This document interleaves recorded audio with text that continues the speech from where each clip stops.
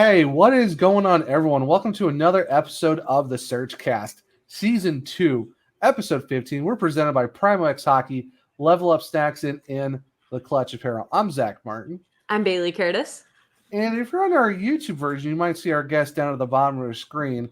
I wouldn't say guest anymore, more of like a correspondent or just honorary third co-host at this point. Yeah, at this point, why not? But before we get to her, Bailey, how are you doing tonight? I'm doing great. My grandparents are visiting from North Carolina, so Nice. I've been spending a lot of time with them. Like I was just telling you before we started recording, we're kind of discussing our trip up to Pikes Peak via the Cog Railway tomorrow, which I'm very excited about just because they've redone like everything. They've engineered new train cars. They've just rebuilt the visitor center up top. So going to be a fun time, but I've been very busy with that as well as starting officially my brand new job. And that's been, yeah. It's been a trip, but I love every minute of it. How are you?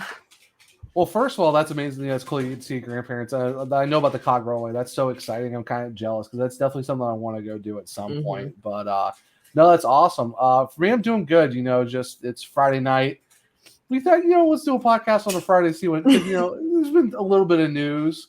No. Just a little bit. Yeah, Thursday and Friday they decided to be like, we're just going to dump all this news right at once. And it's like, all right, our show list went from like 3 or 4 topics to about 7, maybe 8. So, But you know what, though?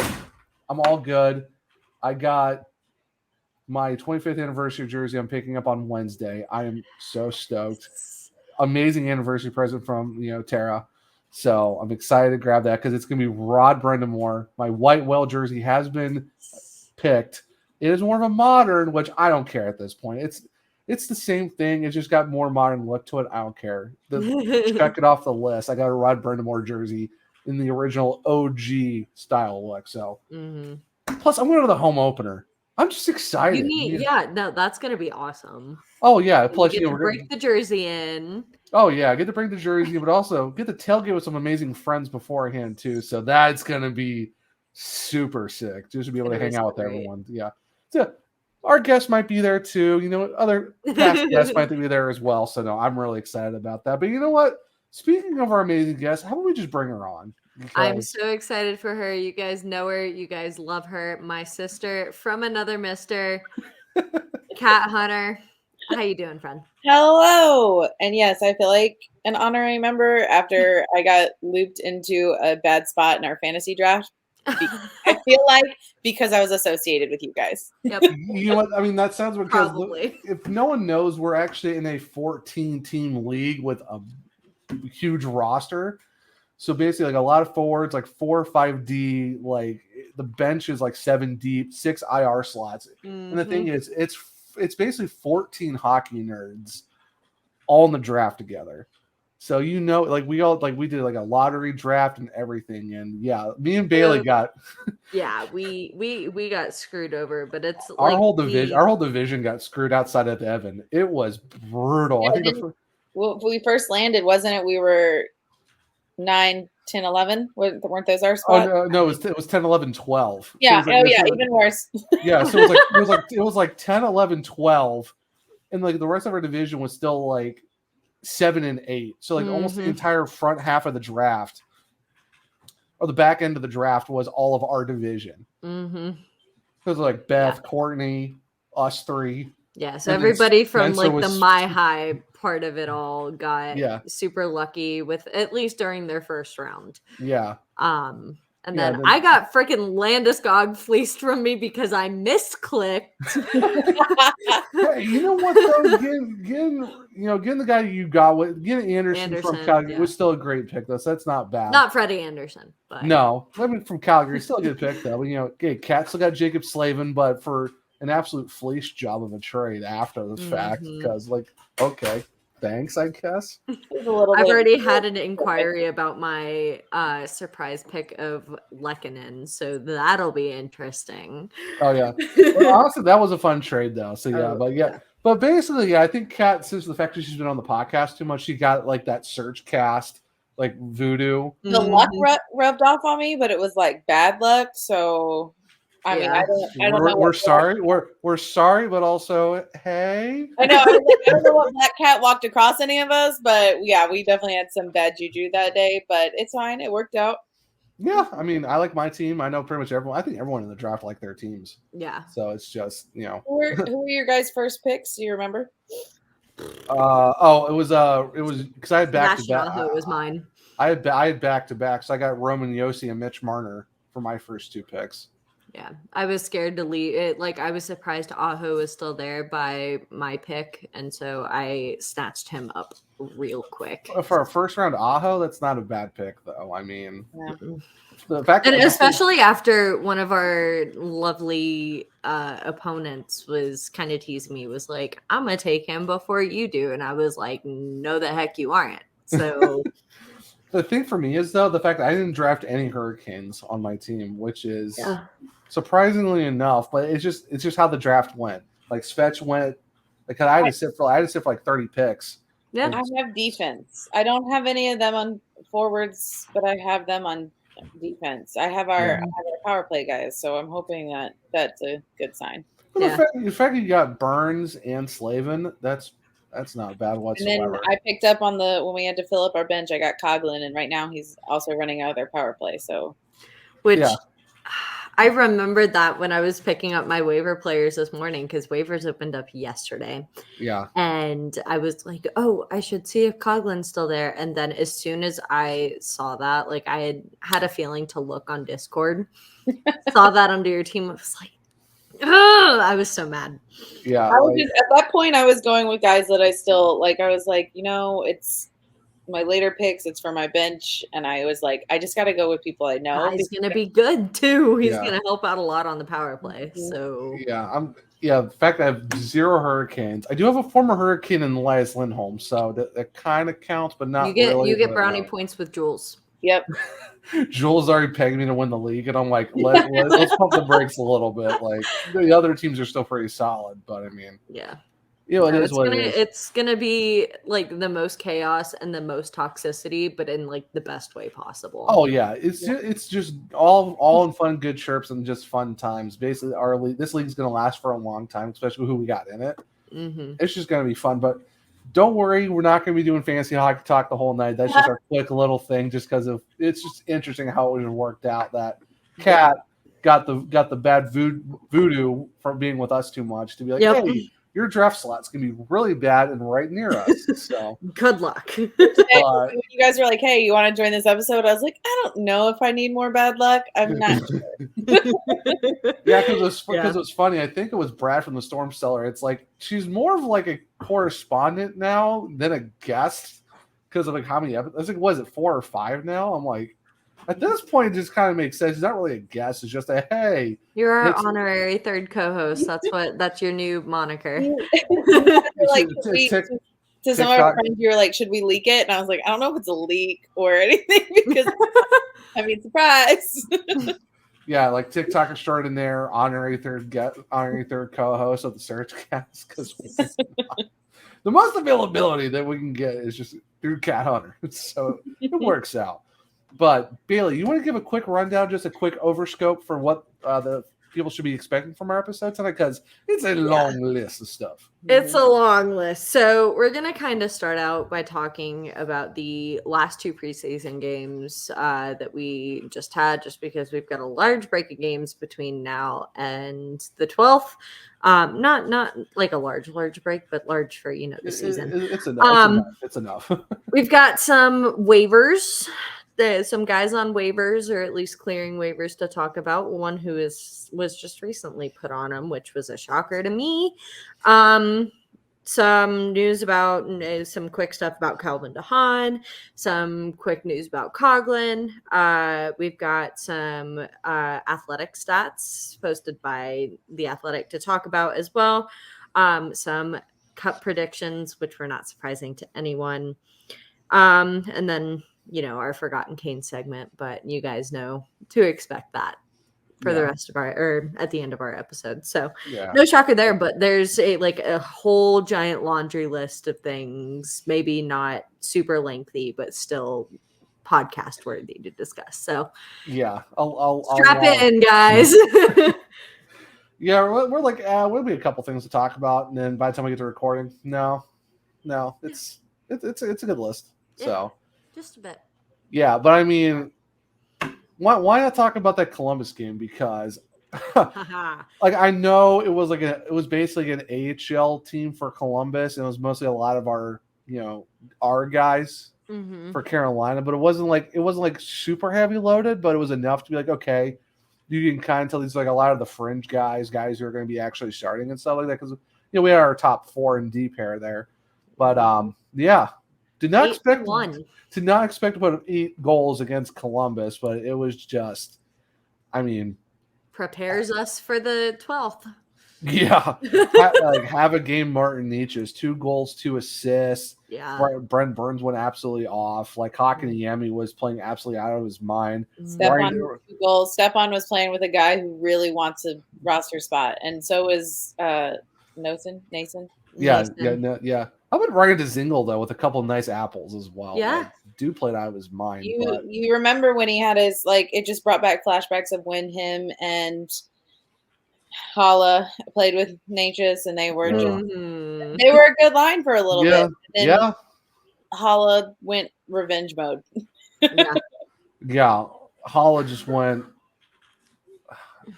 off the rails. It was just not pun worthy. I mean, eventually Carolina did holla him out of here, but I mean, it is what it is. I was waiting for it. I'm trying my best not to, but it was just. It's fine. My dad said they were like, yeah, they told him to pack his U-Holla and get out of here. That's fantastic. Yeah. Love it. Yeah, we are very pro pun here on the SurgeCast. So as people would know by at this point, we can't help ourselves. It's just it's too easy. I don't know. Just Martin Natchez getting that first star, Derek Stepan with that second, and Brent Burns with that third. Oh yeah, you had to at that point. I mean, we almost had a bald Hattie that night. Yeah. It was stepping time. Yeah. So I mean, absolutely. Yeah, like basically from now on, every time Derek Stepan scores this year, I don't know how many times I'm going to use that GIF, but it has to be the one from Mary Poppins. We're on the roof and they're just doing the stepping time dance. I'm going to have to use that because it's just too perfect. How could you not use that? Right. It's so great. I don't know, but it's just the one thing that kind of got me is I feel like we were kind of riding a high from that game, and then to move on to the next one and lose the way we did was a little depressing. It was to me. Before we get into that, I don't know. I loved. I didn't get to watch much of that game because work. Yeah. And I wasn't able to rewind and all that good stuff, but it's just it seemed like such a good game. Decent penalty minutes. Not a lot. It was a very disciplined game. Preseason so far showed a lot of discipline. It's also shown a lot of the defense has been given the go. You get it, you shoot. Yeah. He's been firing nonstop. He's got some goals. Burns, we knew he would do it. He's doing it a lot. Yeah. I mean, Slavin's even had a few wristed. He's feeling comfortable enough to sure, let's go ahead. And he's normally the more conservative one. And then you pile that on 2 guys that are again competing for roster spots. It was really nice to see, and I love that Natchez is getting you can see the confidence. He got a goal, and then next play he skated almost a wraparound around the net, and you're like, this is the Natchez I've been wanting to see because this is how he used to play. This is how he was before his getting all in his head.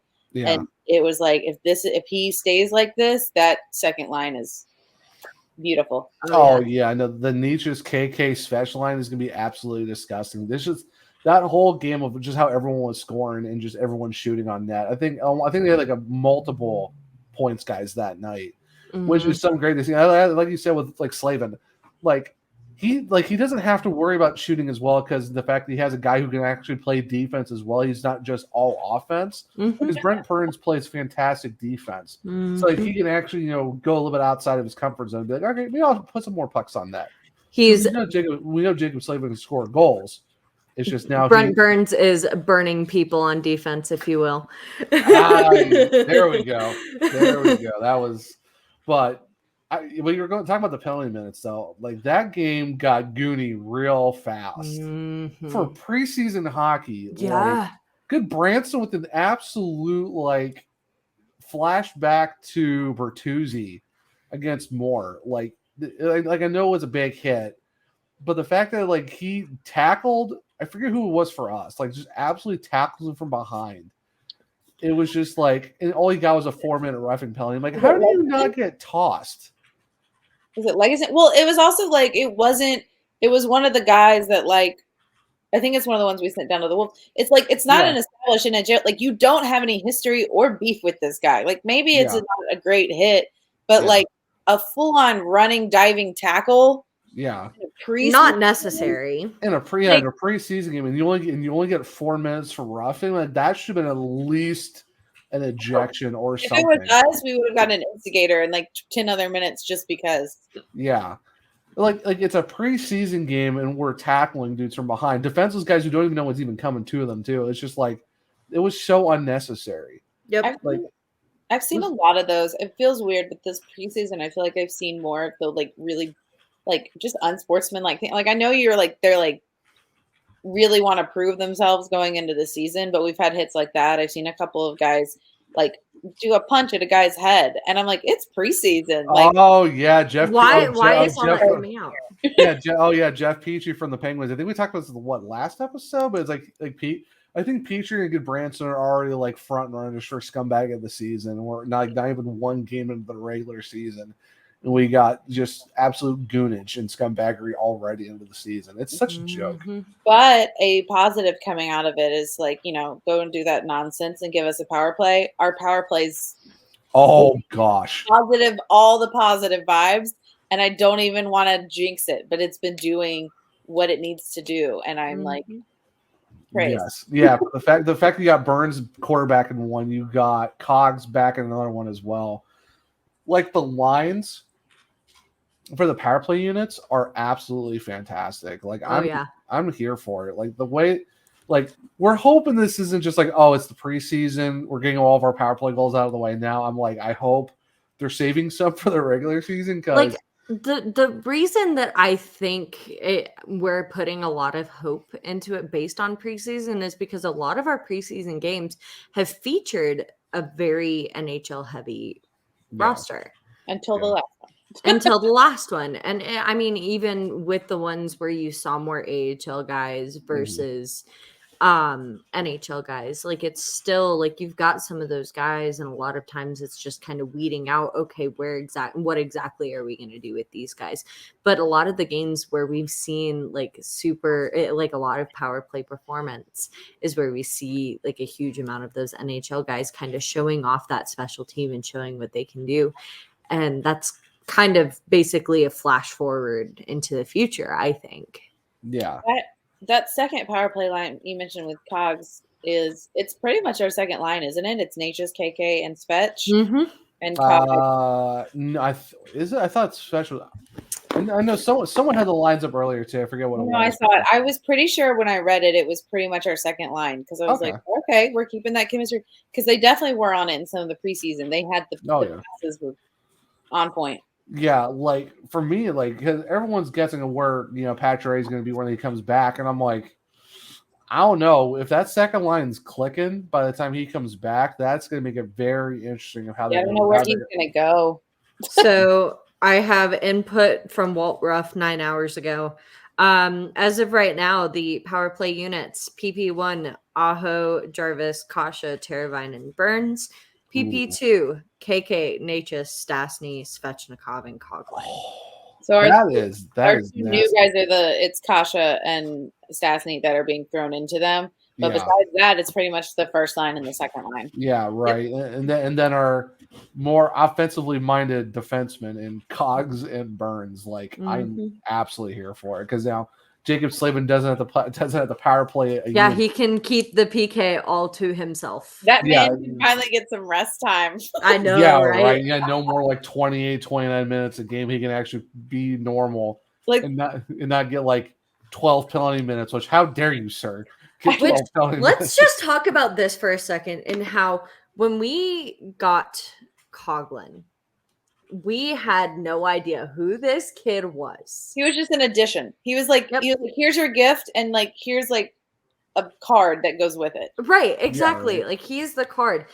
Dude turned out to be one of the most valuable things we have gotten during the off season. Oh, And 100%. I'm so freaking excited to see this in action in games that actually count. Oh yeah, and our friend Spencer on Twitter, part of our fantasy league and just our group chats that we have, he brought up an old Cogs game I think from last season. Coughlin's first 3 goals of his career was a hat trick for the Golden Knights. Huh. Yeah, Good for him. First 3 goals was a hattie. He's like, I thought that name sounded familiar. I'm like, I remember that game too because that was a highlight reel game for him because he went absolutely off. So yeah, the boy can put some pucks in net, and I'm really excited to see what he can do because like the way he just absolutely bombs it from the blue line. That's the kind of guy you want to have for the blue line for just quarterbacking a power play in it. Absolutely. Like I'm so excited for that. And even Burns too. Like the fact we got like 2 teams from the Pacific. They were like, "Hey, thanks for your guys." Take it. We do have to lose Steven Lorentz out of the deal, but I mean, shoot, of all the guys we got back, not upset about it. I actually met a Sharks fan at work who was super excited about the Lawrence edition. Yeah. So. Love Stevie. It stinks that we lost him, but Stevie, but he's definitely he is such a hard worker and such just a grit player. He can thrive anywhere. Yeah. And so I can see why teams would be like, we want a guy like that. Just we lost McGinn 1 year, we lose Steve. It makes Fogle. Those guys can just move so easily. Yeah. It stinks when I love those type of players, and it stinks when you lose them, but it makes sense. Yeah. I would even say Morgan Geeky to an extent too. Like we all thought he was going to do really well, and it's just how it worked out. Yeah, I mean Elias Lindholm. Yep. Arriving in Calgary, unfortunately, he was with the team at the wrong time. Even the same thing for Noah Hannafin. Jeff Skinner. Yeah. Yeah. Skinner. They fit better other places. Yeah. Yeah. I mean, it is what it is. But I mean, honestly, the additions that we got, Coghlan, Burns, Patrick when he comes back, even getting Paul Stastny. Like he just looks so comfortable on that third line with Stahl and Fost.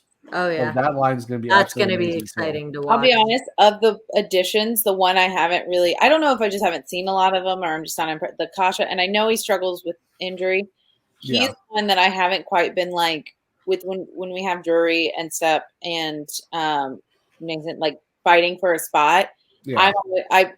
Kasha hasn't proven himself to me yet. I just in general with our team chemistry. So I'm I don't think he's really played a whole lot of time. I don't think he's really played a whole lot of games either for the preseason. But I mean, it's kind of like a foregone conclusion he's going to make the team just because of how they kind of brought him in. And that's kind of like the sense that you're getting is that Kosh is one of the guys that they want to be like, oh hey, we're going to pluck this 20 goal scorer off of free agency and see if we can tap into what he's doing because I mean obviously the training staff in Carolina is great and he can pretty much make anyone that's kind of like we'll take a flyer and see how it works and it works out because of just how the system is. I wonder when they grabbed him, I wonder if they thought had any idea that they were going to have this turnout of a fight for these positions with left right now. Probably not. Yeah. Up some of these guys, I don't think we realized what we had already in the wings waiting for their chances. Yeah. You know what I will say is I thought there would be more of a fight, which might be a little bit surprising, but I feel like once preseason kind of started to get in a bit of a kick, by game 2, by maybe the Florida game, we already kind of had a bit of a sense of okay, these are going to be the guys because these are the guys that are underwhelming us, the guys that aren't showing up. And then by Columbus, Buffalo, that just kind of cemented it for me, at least. Yeah. Because they with kind of taking Bear into account, Bear, at least to me, was extremely underwhelming. I was hoping we'd kind of see the Bear before long COVID kind of hit him, but he just looked gassed. He just looked like making mistakes that probably shouldn't have been made. And just I don't know. I don't know if it was you that brought it up, Zach, but someone said it was just kind of bad. The last game, speaking of going from that high of that 8-1 win to the last one, which we fought our way back a little bit, but it was like a little too late at that point.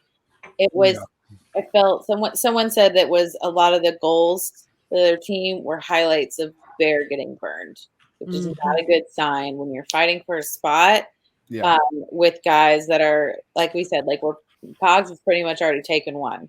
So you've got Calvin DeHaan, Bear, and Chatfield. Calvin DeHaan's been here. He knows what it takes to fight to be on this team, and he's done well. He's got his new number. He's 44 now. Yeah, 44. Yeah, as opposed to the 4 he's been wearing in practice. And honestly, Chatfield's done just as well. Like he's fast. Like he's proven he'll get into scraps. He'll go for it. Like he's ready to show that he can play up here. So I was kind of sad for Bear just because I was like, you have really stiff competition right now. Like there was competition last season, but this one is even more so. Like these guys are ready to go. Because the Han going back to 44, like from his previous stint with the Canes, and that was 18, 19. You said it's just tough because you got Calvin DeHaan back. You kind of like how fast he got his contract after his PTO. You're like, okay, DeHaan's going to be with Carolina. You don't give a guy like that a contract like. And if we knew one game into the preseason, like right, and you don't sign him to a deal like that unless just to waiver him. Yeah, it's like you kind of know at that point. It's like, all right, he's singing Carolina, number switch and everything. Like, that was a foregone conclusion. There's your third left D locked up right there. Then it came down to Cogs and Chatfield and Bear, and the way Coughlin's been playing, it's like he's proven himself well enough. I was like, there's your third D pair in DeHaan and Coughlin. And then now it just comes down to your seventh pair and what your seventh D, and what do you do with that? And I love Bearsy to death. I think he's a great guy. He's really nice and like his game, but it's just last year, like you said, Kat, the competition was already tough enough as it is with you had Brandon Smith, you had all these other guys, but now it's so much tougher because now like the defense got ramped up on that third pair. A lot of people are like, oh, well, that third pair is kind of okay. It's not that great. It's like, no, that third D pair is actually pretty solid. Yeah, and that's a disgusting third pair. Yeah, and honestly, if you're gonna have an extra man out, Chatty's gonna be cheaper than Bear. That's also a bonus for him, is he'll be cheaper. Yeah, because you're talking like 800. I think it was like it's either $750,000 or $850,000 compared to $2.2 million. So it's just. Do you try to move Bear for a future consideration pick, or are you talking about a prospect move where you kind of get someone back or draft picks and just get draft capital for next season? Which I hate to say it, but it's like with the fact of where the team is still at right now, I don't know exactly where in cap space they are right now because I think last time we checked, like 4.5, 4.6. I don't know where we're at right this second, but you're still like even with the topic we're going to talk about later in Martinook, you're still over the cap. Like you still got to figure out some roster slots and how to move some money. Right. And there's 2.2 is still going to take a good bit of that cap. Yeah. So with the salary cap of being 82.5, we are at 86. Yeah. 9. So it's okay. So it still isn't up to you yet because right now Martinook is still not officially off, through waivers yet, so they're still counting them towards the cap. So. Yeah, speaking, Jordan Martinook went on waivers, something we never thought would happen. What I thought was funny is when we hosted that space after the Buffalo game, you actually mentioned putting him on waivers, Zach. Was it Buffalo? I thought it was after the Columbus game. No, was that after Columbus? Yeah, it was after Columbus. Was it Zach? Somebody mentioned it, and I remember us being like, That's not going to happen. I was the biggest voice against it. I was like, no, this guy, maybe he doesn't produce all that much, but his energy and what he brings to the team in that facet is not something that I don't think Waddell is going to be willing to give up on. And then I read that today. I was sitting with my grandparents. My phone was out of my hands, which is, if anybody knows me, I'm an old soul, but not that old. Like I'm pretty attached to my phone. I looked at my phone after like finishing up a movie with my grandparents, whatever. And I looked at that and I was like, holy moly.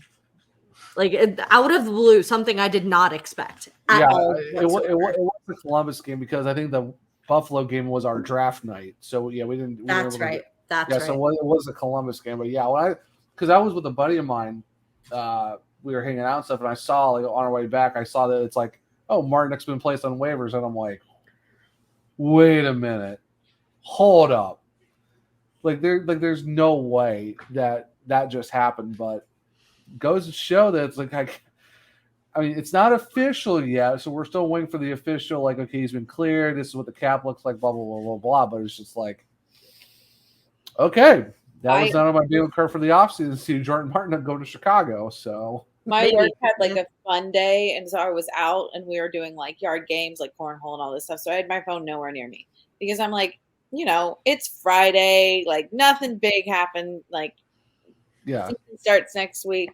That was stupid. I came back to our group chats of like blowing up, and I just heard someone say, "Oh, that would be so sad if it uprooted his family," and like and I was like, "Who?" And I was like scrolling through it, and then I see Jordan, and we have 2 Jordans, and it makes no sense for me to think Stahl, but I had a like brief moment of panic, and then I read it, and I still was like, "Is this real?" Like I was like, "Is this a burner account?" Like this didn't happen. yeah. You see Pierre LeBrun on Twitter talk about it. Because he's basically saying, and so this is what his tweet was, Canes are hoping Martinuk clears tomorrow and he remains part of the team. We'll get to the reason why it's going to happen.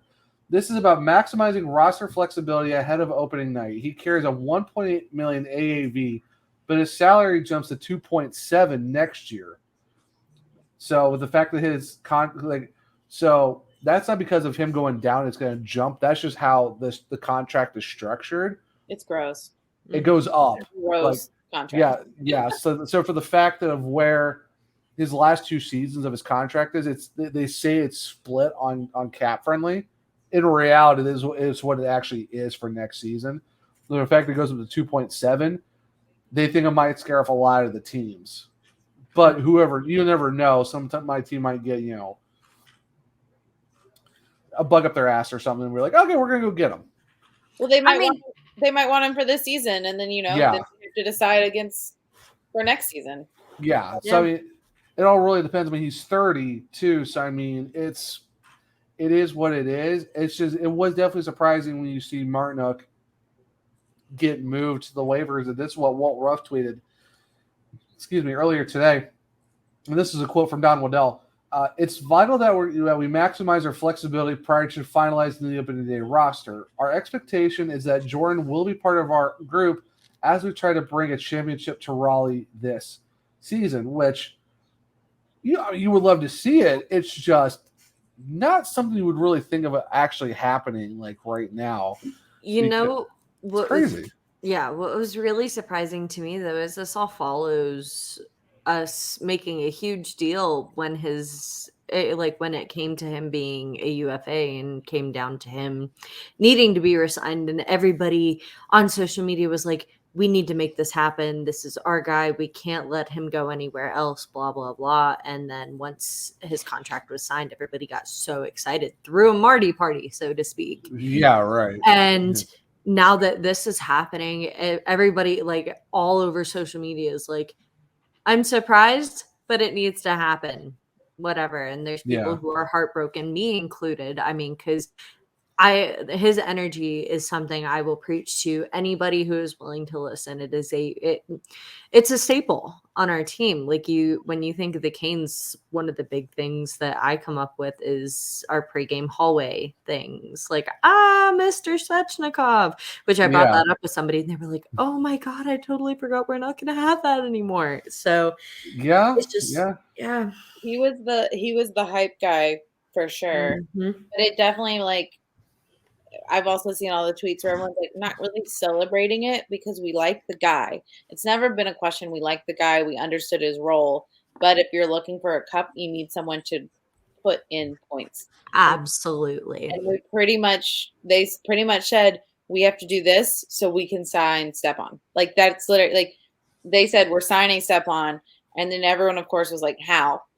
Yeah. Right. With what monopoly money? Yeah. Yeah, with So- what monopoly money were you gonna be doing this? But surprise, it kind of worked out. So it's just, I mean, not really worked out, but it's still like, okay, well, there's still some more flexibility going on. And I even said this today too.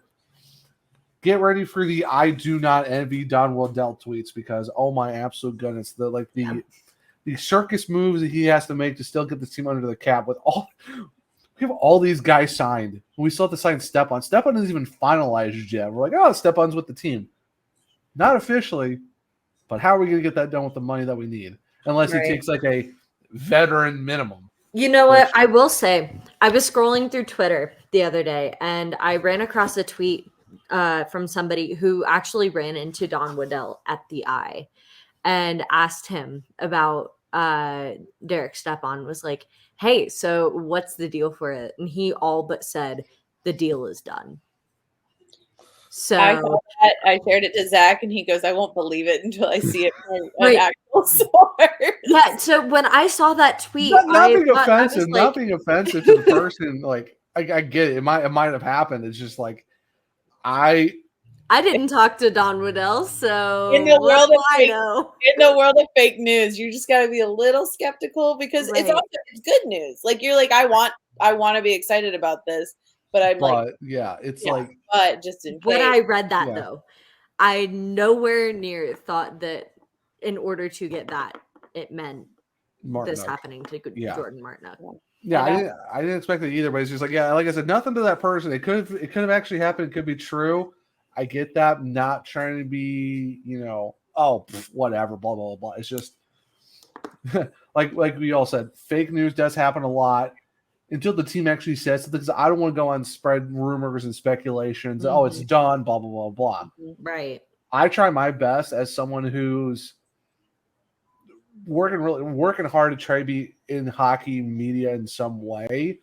Try not to hit that, not try to get baited into something like that, because we've seen a lot of stuff happen like that before, where you're just like, I guess that didn't work out, did it, bud? And you kind of just get, caught. Zach's more realist than we are, Bailey. We're a little idealist. We're like, ooh, yeah. Okay. Glimmer of hope. We're excited. Zach is the one that helps me keep my head on my shoulders with stuff like this. So I do get a little biasy with the Hurricanes because I just love this team so much, but I also have to be like, let's pump the brakes. Right. Let's not get too crazy here. Let's not become Maple Leafs fans. Where we're, playing the parade and it's not even like regular season time yet. Like, let's just calm it down.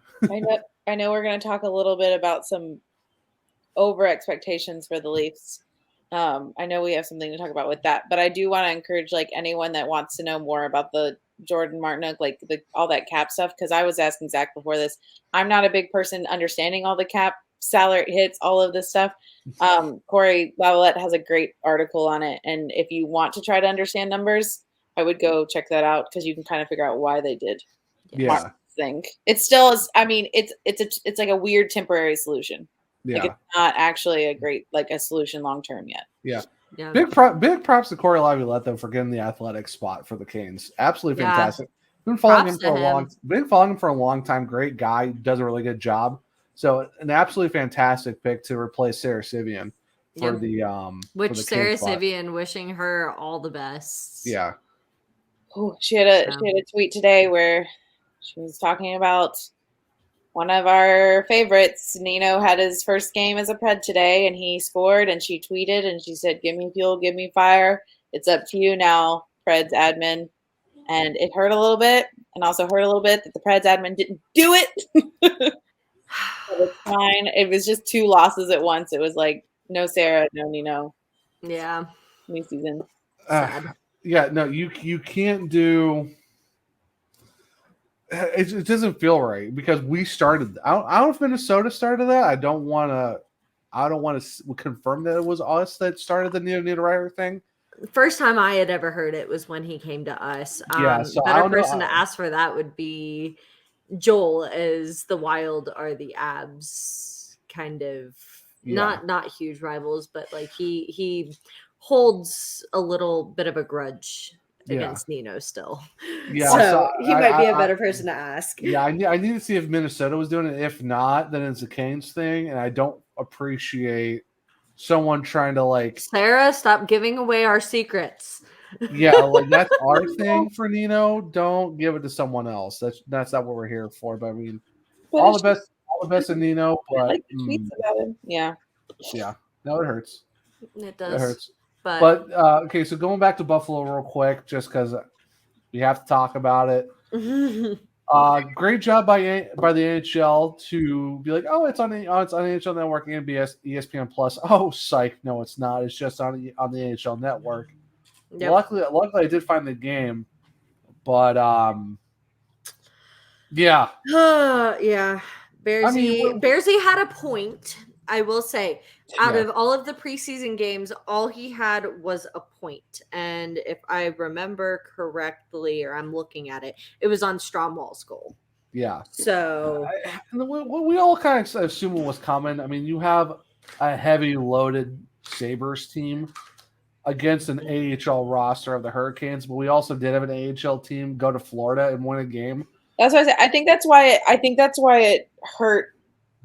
It hurt a little worse because like you're like, okay, that could be my expectations, but because they beat that expectation in Florida, you were thinking it was probably going to happen again up there. I mean, that's wishful thinking. I know. I will say I blame Colin from Home Ice Advantage for us losing against Buffalo, and he already knows this because he put out a tweet. He was like, if the Canes win this stint, this will be the first time since I forget what it was that they've gone undefeated in preseason.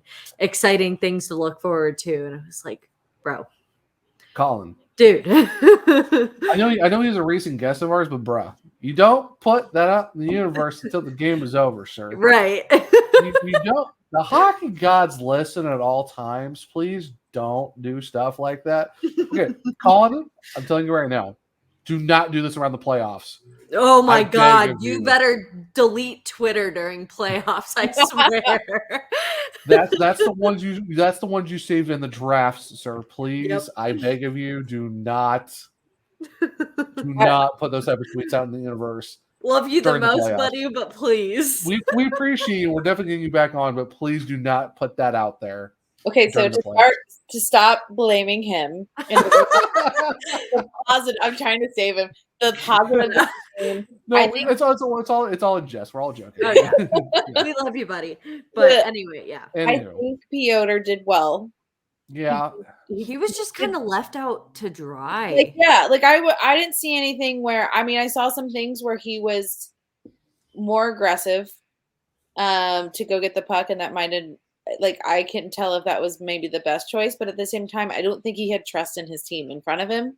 So after a while, he was just doing what he wanted to do to stop the puck, and he had some great saves. I would say he was one of our main stars for that game, honestly. Yeah, the Dylan Cousins breakaway goal. There were just so many breakaways for the Sabres. It's just, I agree. It's like that didn't really help out Piotr at all. I eventually did find the game, but by then it was 3-0, and I'm like, you know what? It's preseason. We got a draft coming up soon. I'm not worried about it. It was just no. It was a really glitchy feed too. So it was just a little annoyance of that, and then we were losing, and then you're just like, whatever. Luckily my hotel has NHL Network on the TV, so it kind of worked out. But even then, I'm just like, thank God. 3-0. Yeah, no, I'm good. It's the last preseason game. I don't care. It doesn't count. And even the Hurricane says, if it's preseason, does it really count? And I'm like, no, it doesn't. No, it doesn't. It only counts when we want it to. When you win 8-1, it does. Scares other teams, and this is something I said on the space after that game too. I was like, us beating them 8-1, I know it was against an almost complete AHL caliber team, but we play Columbus opening night, don't we? Mm-hmm. Imagine I'm not scared, but I'm interested to see if there's going to be any comeback on their end because of that. Watch out for good Branson. Yeah, I feel like that's going to be the one that's going to be the one to watch out for. Mm-hmm. Because was that the game we lost Cogs or Pesh? I think it was Cogs, wasn't it? No, Or both. yeah, it was Yeah, Pesci we because lost Cogs. Pesci that game, which Papa Pesh said it wasn't a big deal, and right now it's still not a big deal. They're just like they don't want anything to They're be being a problem cautious. going into Yeah. first game of the season, and then we lost Cogs in the loss, but he was back at practice and he's good to go. Yep. So I think they were all probably just like, "Ooh, this doesn't like. I'm not feeling super great." And they're like, "It's preseason. Get off the ice." And the way Columbus was kind of gooning that game up the last period and a half, you're like, yeah, no, we're and even Walt Warf said it too. It's like this is just a survive tonight. Yep. Just survive the game because the way it was getting so chippy, it's just like just survive, just get out of this game. Like it's a preseason game. We're worried about getting our guys not hurt. Like, oh my word. Yep. Because like we were saying earlier, so many guys gotten hurt in this preseason. Like Trevor Zegras got absolutely rocked for the Ducks in one of their preseason games. It's just like, yeah, we don't need guys getting taken out right before the regular season. Like we don't need that right now. Yep. But all right. So before we go into the rest of the show, we want to take a quick minute right here after the preseason games to talk about our amazing sponsors of Primal X Hockey, Level Up Snacks, in the Clutch Apparel. So when we come back, we'll talk about the rest of the episode. But right now, let's go talk about our amazing sponsors. Hey, what's going on, everyone? We'll get back to the rest of the episode after we talk about our amazing sponsors of the podcast.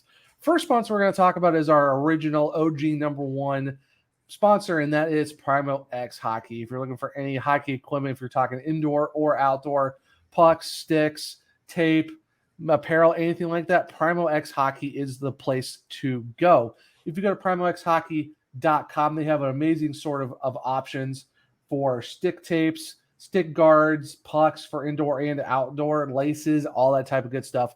Definitely need to check them out. And the good thing, too, is they do ship across the United States for free. Or if you're in the Raleigh area, you can actually pick up at their warehouse, which I've been there before. It's a really great facility. It's really kind of cool how they have that place set up. So I would definitely say if you're in the area, go check them out because why not support local, especially in the Raleigh area, and with the fact that they're also amazing caniacs as well. So if you go to primoxhockey.com and if you use the code SurgeCast at checkout, you get 20% off your order. And it helps and it lets them know that we sent you there and it helps us at the podcast as well. So like I said, definitely a great group of guys. Definitely need to go check them out at primoxhockey.com. Use SurgeCast for 20% off your order and make sure to go check them out on their socials at primoxhockey. That's on Twitter and on Instagram. Next up, we have our amazing sponsor in Level Up Snacks, formerly Shocked Hydrate. Amazing, awesome group of people and company over there. If you're looking for some quality snacks and drinks, definitely go check them out. You can use code SurgeCast for 10% off of your order. Amazing sponsor of the podcast. We're super lucky to be working with them. So definitely go check them out. You can go check out their socials on Twitter at Level Up Snacks. Like I said, 10% off, code SurgeCast. Go check them out. Next up, we have our wonderful sponsors at In the Clutch Apparel. If you are looking for some awesome vintage sports apparel, I know they have some Whalers merch on there. If our fellow Hurricanes fans, you will definitely enjoy products coming from them. Not just vintage sports and hockey, though. They have baseball, football, anything your heart desires. Definitely go check them out. And we also have merch on there as well. If you're looking for a hoodie for the upcoming fall winter season or just a t-shirt to come and rep the amazing SurgeCast, go check them out. You can use code SURGE at checkout for 10% off there as well.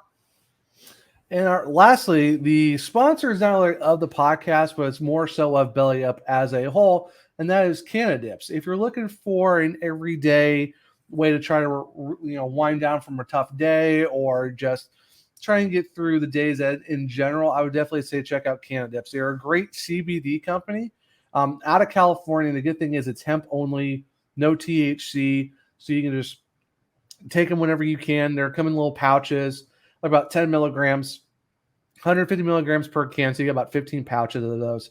They're really great to have. I know for me, it definitely helps with my anxiety. It helps with the joint pains and like all the playing sports and stuff like that.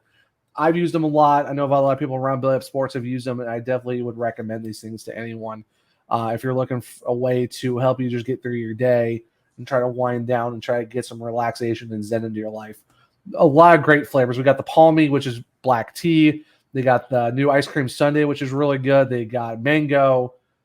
They got watermelon and pina colada and a bunch of other different ones. They even got the normal classics like wintergreen and stuff like that. So definitely go check them out. If you go to CannabisCBD.com and then /BellyUp20, then that's the link that you can go to and go on the website and order from there as well. Or if not, just go to CannabisCBD.com.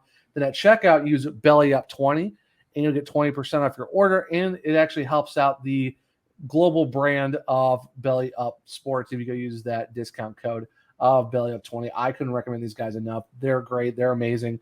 So definitely check out Cannadips at CannadipsCBD.com or just normalcannadips.com if you're looking for more of something else past just the normal hemp CBD type stuff. But definitely have to go check them out so that we can help us, the podcast, and also Belly Up as a whole. So without further ado, let's send it back to the rest of the episode. And we are back.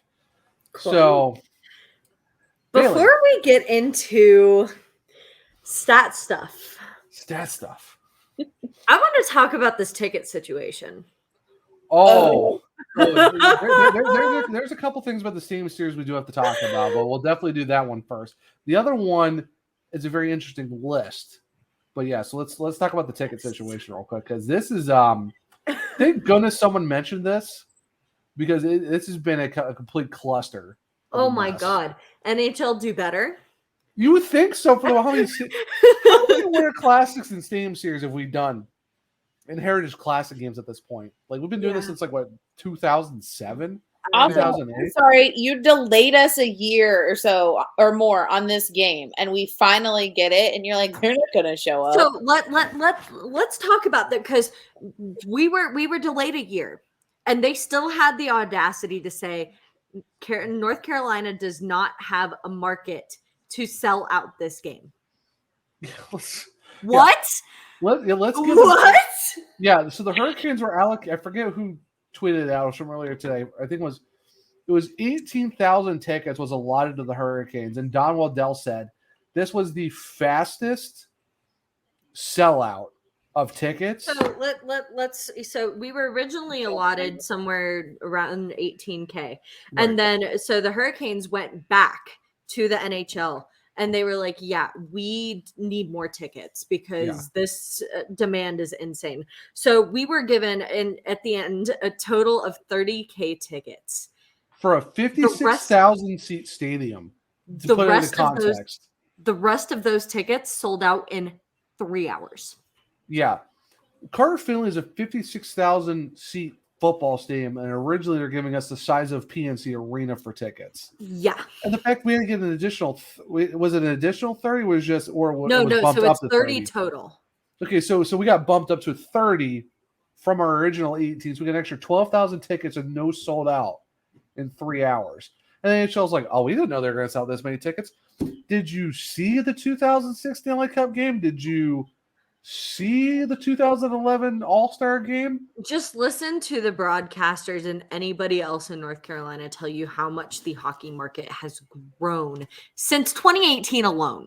And the junior Canes, they're talking about some of the workers for the Canes have talked to. They were like, you should be upset about that. We've seen all your complaints and things about it, and they're like, it makes sense if you look at the tickets for the home opener. We're pretty much that's going to be difficult to get tickets to. And if we're going to be sending that out, then obviously the Stadium Series is going to be sold out.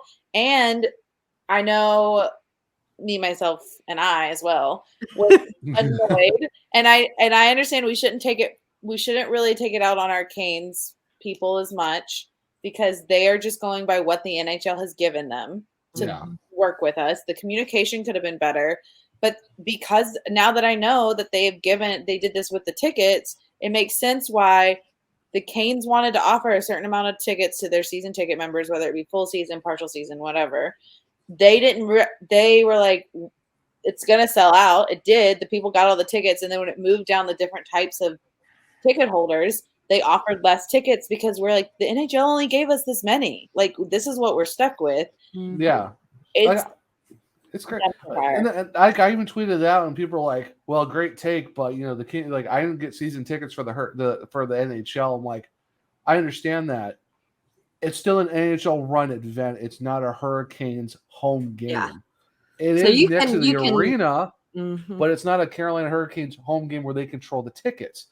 It's an NHL ran event. You know what I Don't just blame the found out Canes. too, from somebody, because I was talking about the stadium series that was the most recent one in Colorado, with somebody. It's all handled by the NHL, like not just the ticketing situation. Like they bring in their own people to like check people in, like they're bringing in their own people to run the entire event in person as well. So anybody that's normally in charge of scanning tickets or concessions or whatever, like chances are you guys may be replaced for people hired by the NHL, because part of the reason that stadium series here in Colorado went so awry, one, they chose to do it on an Air Force Academy base, which you have to go through like the gates anyway, and they check IDs, whatever, and there was construction going on the other exit, so there was only one entrance and exit for gates to go out of, so that traffic situation was insane. But not only that, normally the Air Force guys are really good about getting people in and out of that stadium, but they had NHL people running the ticketing, and nobody knew what to do because everything was run on a military base. Why would you not do it at the Bronco Stadium or something? That's what I said. Oh my god. So for anyone that is, unfortunately, if you're not going to be watching the stadium series in person, if you're watching it on TV, now that you know that it's an NHL event, be prepared. They're probably going to be all up the Caps' butt. Mm-hmm. It's going to be a Caps home game for them. Just be aware. and people are getting like salty with me like about the tweet. I said, like, I'm like, don't at the Canes for this. This is not on them. Okay, communication can be a little bit better, but they're trying, like what you said, Kat. They're trying to run off what the NHL is telling them. There's only so much they can do. There's only and that's why I tweeted out, I'm like, do not blame the Kings for this. This is not on them. You could maybe one or two things, sure, but they're going like it's not all on them. Like, don't at the team. Well, what the heck, Cans? Blah blah blah blah. Maybe I'm not going to get tickets from you anymore because of this. So it's like, don't blame this on the organization. Blame it on the league. It's The thing is, like, why would the NHL think that the Hurricanes weren't going to sell this out? Like, it's how many times can the Southern team or teams in Southern markets don't work story last? Like, how much longer are we going to use that as an excuse? I am very curious though, because Joel's brought up a good point. Is that when they opened the tickets for the Kane season ticket members, they also opened it for Caps fans. So I'm very curious on how they allotted tickets. I honestly want to hear from a Caps fan how they've gone about buying these tickets. Yeah, because from what we were because I know some of them are probably in Raleigh. Right. the thing is, because from what everyone was also told, it was going in waves. There could be Canes fans first throughout the board, then it'd be Caps, then it'd be everyone else. But no one knows because it's the league. It's the league once again, not really being truthful with the Canes or with everyone else, because they're telling them, oh, it's just gonna be you guys, and then you find out, oh, it could be also them as well at the same time, when it's like how's that fair for us? And then of course, Shane and Mike and all of them are getting questions, and they're like, we don't know what the answers to give you because it's not us. It's not a Canes related thing. It's like, if John's already kind of arguing with them saying we need more tickets, obviously it goes all the way up there, and they're already aware that NHL is making it difficult for them. Yeah, like for the fact that even Don said, like, this was the fastest that tickets were like already sold out already. So it's like we got 30,000 tickets, and that was through two separate requests. But it's like, why would you only give 18,000 the first time? That makes no sense to me. Like, how do you not? Of all the events the Kings have had, we've had stadium. We were going to have a stadium series. We've had a cup final. We've had an all-star game. We've had all of these things.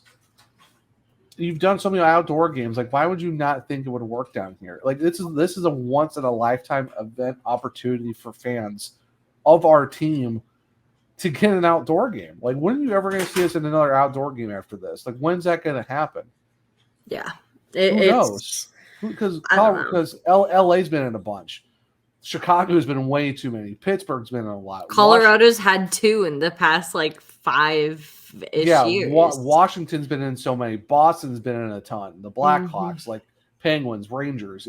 Even if we're not Philly. hosting it, we don't ever get nods to help participate or be opponents. Exactly. So it's like, when are we going to get an opportunity to see the Hurricanes even in an outdoor game ever in our lifetime? And when's the last? Who knows whenever we can get another Stadium Series game in Raleigh? Like, that's another thing too. It's like, when are we ever going to get this opportunity again? And it's not, and that's why you're going to see a lot more people want to go get these tickets, because it's a once in a lifetime game. For the fact that the 3 of us are all going to be tailgating together at that game, which I'm already excited for. So excited. Plus with Spencer and Jules. Yes, definitely come say hi. And to come say hello, drink the cold one with us. Yeah. Honestly, if you can't even go to the game and you just want to come tailgate, that's great too. Yeah, I mean, no, you know the outside is gonna be absolutely insane. They're probably gonna have some big screen outside the arena, outside of the football field, just so people can still, watch it too. But like, I mean, it's it's a game being run out of a college stadium. They kind of have to. That's like on brand. Yeah, right. Because that's the tailgates we've already have now is insane. Like, you wait until that game is going to get tailgated. Like, it's going to be spring semester. They'll have college students will just come out there just to be like, "What's this?" Exactly. NC State's not that far away, and I'm like, that's my whole point. Is like, this is a once in a lifetime opportunity game. Like, the 3 of us got lucky enough to know people. Well, Kat being a season ticket member. Bailey knows me. I know Kat. Hello.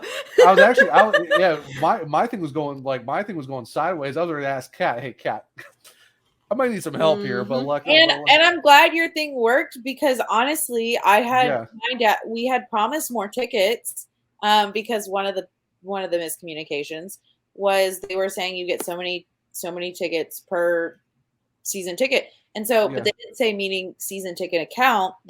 We thought they meant based on how many tickets you have on your account, because we figured those count as a person. Yeah. So that misconception happened, and then they cut down the number. The number of tickets was to 4. Yeah. So now Bailey is officially part of my family, because it's my parents, me, and Bailey. So she really is my sister going into this. I mean, you're basically almost the same person, really, just different hair color. So it kind of works out, honestly. But we don't need to talk about that part, though. No, I think I've been talking about highlighting my hair, so there's that. Yeah, luckily mine worked out too. So I mean, I'm not exactly sure where you guys are at, but I know I'm in one of the end zones. Is it the one with the screen? I'm not sure, to be honest. I have to see what Brian hasn't really told me yet. I know it's in one of the end zones. Are you actually on the end zone, looking? Yes, actually in the end zone, looking. Well, you could be close to us, depending on which one you are. We're down on one side. We're on the side where they're going to shoot twice. So I'm hoping. No, knowing Brian, he always likes to be on the one where they shoot where they go to overtime. They shoot on the side where they go into overtime. I swear to gosh, I hope he got where they shoot twice. But knowing Brian, I cannot guarantee that I'm on the side they shoot twice. Luckily, I was smart for the home opener to get the side they're going to shoot on twice, because that's the more fun part, because they're actually right there. So I'm hoping for the stadiums. But the fact that, like I said, we're going. We got friends of ours from Colorado. Spencer's coming. We got Jules. We're going to have so many people at this tailgate for this game. And that's the thing for me with this whole thing, is the fact that the NHL should have known by now, just by tailgates, past events and games and stuff like that Hurricanes fans show up. And I've been saying this all week. I've been saying this for weeks now. It's laughable how this still is oh, well, it's the South. The market's not going to work down here. How, Caniacs show up. Yep. We show up for things. Yeah, during the dark ages, we didn't, because. But it's also what do you mean by the South at this point? Because you're over here sending Nashville to another country to play because you believe that they're doing well. You have Stanley Cup champions down in Florida. What of the South are you doubting at this point? Right, exactly. Like Nashville even played Nashville played the Stars at the Cotton Bowl in a Winter Classic. Or was that also Stadium Series? That was a Winter Classic. They even hosted a Stadium Series against the Tampa Bay in Nashville at the Titans Stadium. They've had 2 outdoor games in the last 5 years as well. And honestly, you send them to Prague. Like, what are we doing here at this point? Talking about the South is not great for marketability of the league. At this point, standings don't even come into play at this point because we finished 3rd in the league last year, didn't we? If I'm remembering correctly, I think it was 2nd or 3rd. I think it was 2nd. I think it was 2nd because we. No, because Colorado had us beat. Colorado, and us. Yeah. So we finished 3rd in the league. So we've got a fan base. If you guys didn't see how playoffs kind of worked out, we have a fan base. Those games were packed.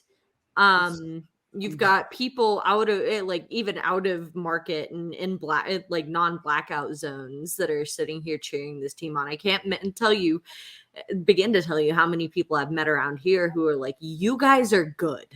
Yeah. Like, we have people that recognize it. We have people that know it. Why is this still the narrative? And it's going to be like a whole, it's not even just, it's like that one day is the stadium. Like, it's a whole weekend. Like, the Canes are prepared to we have a game on Thursday against Montreal. I will be going to that game. Nice. Which is, one of their favorite children. And then I think they national games this year. I think they planned a concert or something on Friday. Yeah. Like, they're prepared. Like, the South knows how to tailgate and party and do all of this stuff. Why is that questioned? Why is it a surprise? Oh, we didn't know they were going to sell at this game. Like watch the TV broadcast here. Be like, yeah, a lot of Caps fans here. It's like, sorry, the Hurricanes got 30,000 or 56,000 seats in this football stadium. That's over half. Miss me with us not selling out tickets. Yep. Because I'm tired of the narrative that Hurricanes fans don't show up. We show up. I'm interested I would be interested to know how many of those and go through and count up how many of the tickets on Ticketmaster. Because you have to think some of those 30,000 tickets are people buying them just to resell them and being. Oh, it has to be. Yeah. Them reselling them to start with was gross. It was like the tickets that they resold for what we got, they were like twice, if not almost 3 times more. And I was like, oh yeah, that $10,000 seat that we found in the top corner of the upper deck of the stadium, like halfway up the second deck. Yep. On the corner. Oh, that was gross. $10,000 for 1 ticket and a 2-ticket set. Yeah. Wow. You're gonna pay 20,000, 26,000, including fees and all that. From someone that did the process and comparing it to, so as a 22 game person, to Jules, who is full season, my process was a lot more even more put together. I mean, to be fair, they were limiting people to only getting a certain amount of tickets, and they had to make sure there were people that were 22 games that only had 2 tickets, and then we had 4. But they also gave specific codes. So I wonder if they were trying to prevent people from getting in and just doing that and really guaranteeing people. But overall, it wasn't handled great. Wish I could say I was surprised by the NHL doing things like that. But I am excited that we're able to go. Regardless, it's going to be a great weekend. I hope to see so many people there.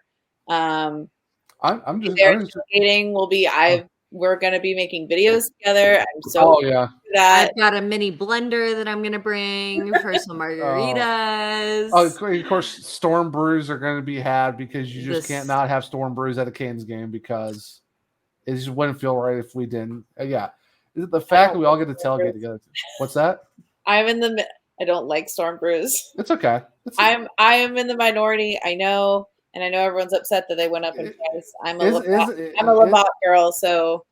Are you in the early minority? Because I feel like it's more of like a majority doesn't like them, or it's like kind of like a 50-50 type deal. Like you drink them because it's the official brew. of the Canes. I have not tried it, but I will be the first to admit I'm not a beer person. I don't drink beer. It's a light beer. Like I'm just gonna tell you right now, it's a light beer. It's like 5-something%. Like don't get your hopes up. It's like so I'm not gonna drink it because I like it. I'm gonna drink it because it's an experience. And plus you want to keep the can too because the cans are pretty slick. Like that's that's a collector's item type thing you want to keep because like you can't ever say that your hockey team's got their own can, especially since it's a black version of it too. So it's like, will I pay $7.50 for it? Sure, because it's the Canes and I want to support them and it's our own official beer. Like you don't see that a lot very much. Yep. So I mean, am I a light beer person? Not really, but I kind of like it. I mean, I know what I'm expecting. Right. Out of a light beer. The more you drink, the better it tastes. I mean, it's a lot better than Miller Lite and Bud Light. I'll just tell you that much. Speaking from experience going to college, it's a lot better than that crap. So I mean, give me your share, bro. Yeah, those natter days they put out at frat parties. All of are good for jungle juice, and that's dangerous. So oh no, yeah, try to start drinking Mad Dog 2020. Don't do it. As long as we're not drinking that watery stuff that the New York Rangers tried to reimburse Rangers fans for. Bud Light, yeah, get out of here. It's water. We have water fountains at PNC. Yeah, I mean, I remember when Four Loko was like when it still had like the energy drink version of that. Like, they tried discontinuing Four Loko because of the alcohol plus caffeine content. Oh yeah, I know. Saying it was dangerous. Oh yeah, I remember that. Like going like in college, like 2010s. Like early 2010s, like 20. Well, they tried to do it again. Oh, I'm not surprised. Recently. Yeah. So I mean, it's a Storm Brew. I'm going to drink it because we're going to be there at tailgate. We're going to have fun. Like I said, videos are going to be made. The SurgeCast is going to be with the TikTok Extraordinare herself. So it's just going to be a fun time. I'm so excited for the Stadium Series. And funny enough, once the Stadium Series is done, there's only going to be 2 teams in this century that have basically won a cup, hosted a draft, hosted an All-Star weekend, and hosted an outdoor game in this century. 1 is the LA Kings, and 2 is your Carolina Hurricanes. Oh. And you know what? And then also another added another added stat to this. Justin Williams won a cup with both teams. Look at that. Mr. Game 7. Another reason he should be a Hall of Famer. Oh, yeah. I would love to say yes, but we all know how that's going to work out. No. The NHL doesn't like the Hurricanes. Have we not learned this from the past 15 minutes of conversation? Yeah. I don't know. It's an absolute joke. The ticket situation has been better, but you know what? I'm just glad all of us are going. We're going to have a good time. I'm getting a hotel Friday night because I do not want to drive up the day of because I know the tailgate it's already going to be insane. So we're getting a hotel Friday night, getting a hotel Saturday night. We're just because the game's going to be late. I'm not driving back to Lexington after going to the All-Star, going to the Stadium Series. I'm going to be one. You're already used to hotel life enough as it is, though. So I don't want to talk being about in a hotel is... I don't want to talk about it, but I mean, we're going to be tailgating for a good most part of the day, and we're going to watch a hockey game. It's 3.5 hours back to Lexington. Mm-hmm. Getting out of the parking lot is going to be absolutely stupid. Oh, you'll be lucky if you get back to your hotel by 11. You're lucky to get back there almost by 12, 1 o'clock. How close you are. I'm hoping we're we're close enough we can just walk to the hotel if we're that lucky. Nice. Yeah, well, luckily my dad's are on top of the ball. He already got the hotel room a month ago. Nice. Yeah, nice. So it's you pre-plan for stuff like this because you just never know when it's going to happen. So it's just right. Yeah, unless a lot of us get lucky enough to know people, like, hey, I'm staying with this person because it just works out. No, thank God my best friend is moving in May, but she will still be there by February. So I'm set. I just go crash at my parents. So yeah, why not? Lucky. Right? I mean, luckily Virginia to North Carolina is not that bad of a drive. So I mean, yeah. But Bailey, what's next on the docket? Because I mean, you got the full list, but why don't we start talking about that graphic that the Athletic put out? Which one? Because there was 2 of them. Do you want to do the rock? You want to do our team itself, or do you want to do like the whole league and jump? Because there is also Dealer's a second choice. Can I talk about the one, just the Carolina Hurricanes one? Go for it. Yeah, let's do that. Let's do that one first because I know Kat told me earlier today that she's got thoughts. So okay, so it just has like ratings for us. All right. mhm. Obviously the lines aren't right. They're like guesstimations, and even more so now that Martinook, the waivers has happened. Yep. So for our our forwards, we have a B plus. Center Right. we have a B minus. Left wings B plus. Right wings B. So we have we're just B's a lot. Mhm. Our top line has an A minus. Not terrible. I would But give our top line also isn't accurate given It's what we it's know. not it's accurate. He has it as Svetch, Aho, and Jarvis, and we know it's going to probably be Aho, Turbo, and Jarvis. yeah, I like understand the minus because they postseason. I understand. Like if you stay constantly contributing, understand. yeah. Second line, we have a C plus. This is where I start to have a problem. That's going to be our Svetch, KK, and Nature's line. Yeah. Giving that line a C plus. Are you kidding me? Well, Yeah. this is a C plus with Tavo, Kakaniemi, and Nietzsche's, not our actual second line. Like I want to see what our actual second line actually gets graded. So first of all, it's already wrong that the line's already been correct, and you give it a C plus with Tavo, Kakaniemi. What? Because Kakaniemi got a 0.4 grade. Yeah. You're basing this off of fourth line minutes from the season before. Like, miss me with that. Yeah. No. So thanks. the rest they stick with it ranges between A minuses, B pluses. The next one I have a problem with is because they're talking about our defensive pairs. They do have them right, the first two of Jacob Slavin and Burns, and then Shea and Pesci. Obviously, the third is like up in the air. They have it as Dahan and Bear. But for the first pair, they're giving literally the pair that is an absolute brick wall a B plus. A B plus. You have someone running a power play that he's offensive, and then you have Jacob Slavin, the brick wall, who's excellent defense. Like the two that actually really balance each other really well. It's going to be terrifying for people to come down the ice, and they have a B plus. Yeah. You're talking about Jacob Slavin, who's gotten 12 penalty minutes in 2 seasons. Guys get that in a week. Slavin deserves an A on his own. Yeah. And I'm not, and like now you have Burns, who like is a whole step up from TA. 777 goals in his career. Don't even have an A. Yeah, 777 goals in his career for Brent Burns, and they get a B plus. Like even the second pair got a B plus, and Shea and Pesci, and like they're an absolute shutdown second pair unit. And then the third pair gets a C plus, which already, like you said, Ethan Bear is probably, I don't know if he's even going to be with the team. That's being, but Calvin DeHaan gets a minus 0.0, not like just 0.0, a minus 0.0. Just putting it that much over the edge. I like at the bottom, they actually have like how they rank players from like MVP to like fringe. Like fringe is 0 and MVP is 5. We have one guy in the 3s, and that's Sebastian Aho, and that is between star player and franchise player. He's a 3.3. Everyone else is 2.6 or less. So we have like they rank most of them under average. All I will say is everybody who says the Canes do not have at least a star player can shut up now. Because Aho is ranked past star players, so you leave us alone. Seth Jarvis. He's in between top player and star player 2.4.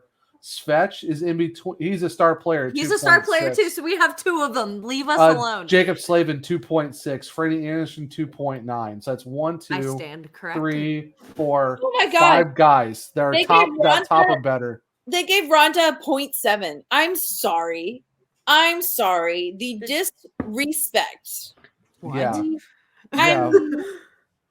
I know he's not our starter, and I know he's not like a big name, but like, come on. How is Brett Pesce get a 1.3? He's between average and top player. He gets a 1.3. Brent Burns gets 1.5. Brady Shea gets a 1. Shea gets a 1, and Shea scores more than Brent. I like how Brent Burns gets a 1.5. Like, excuse me. I just like the fact that they give Jordan Stahl a 1.1. I'm like, Jordan Stahl's an average player. Like, are you basing this off of points like you always do? Like, what's going on here? If you're basing it off of points, Shea should have higher than Pesce. Yeah. But if you're not basing it off of points, it still doesn't make sense. Yeah, it's crazy. Like the top 6 gets a B, the top 4 get an A-, support's an A-, core's a B+, average A-. If you're not going to tell me that Jacob's, I'm sorry, it always comes back to him for me. Tell me that he is a star player, please let me send you the video that I just shared of him owning Connor McDavid. Like, he owns him. Connor McDavid cannot breathe without Jacob Slavin being on his butt. Like, that man could not score on us last season because of one Jacob Slavin. Jacob Slavin kept McDavid in his back pocket because he just does. Here, and we're all right. So now we're going into the actual stats too. From like, here's the percentages. So the athletic things of the Hurricanes with this roster, which is already wrong. They've already had this is the set. Here's the thing. This is the second update. This wasn't even the initial one. This is the updated version. 103.3 points, 90% chance to make the playoffs. 7% chance to win the cup. First place 6%, top 5 34%, top 10 67%. 44% to win the division.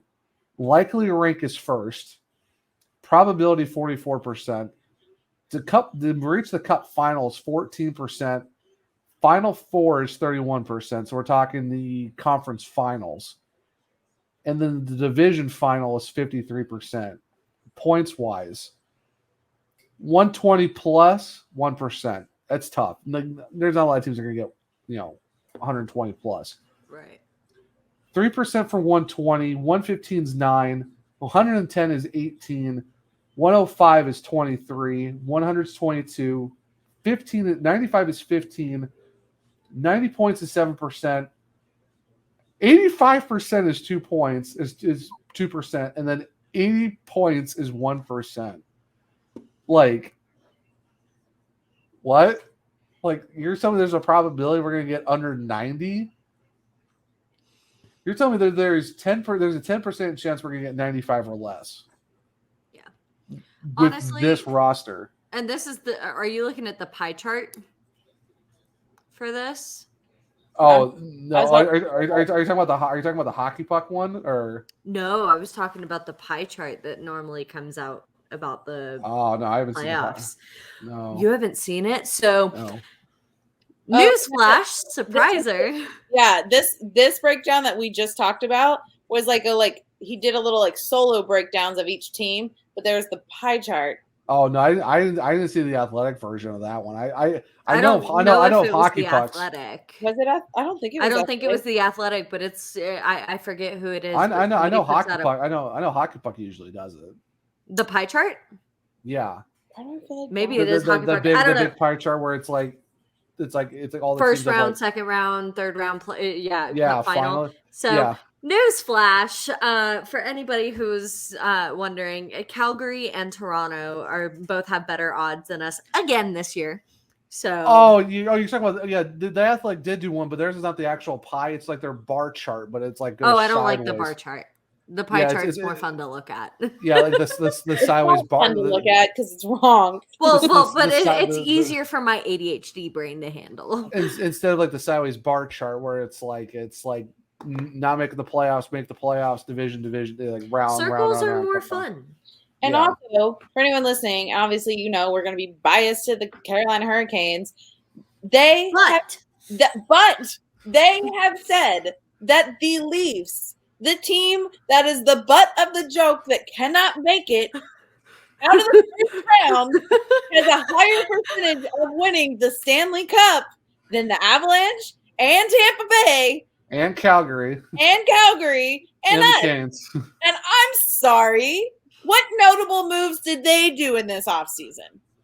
They got Matt Murray now as their goaltender. They What did have they- Austin Matthews, who was a 60-plus goal scorer last year, and that's What- their claim to fame. Wait, That's their MVP. They'll have an MVP. We don't. So we don't have a higher percentage.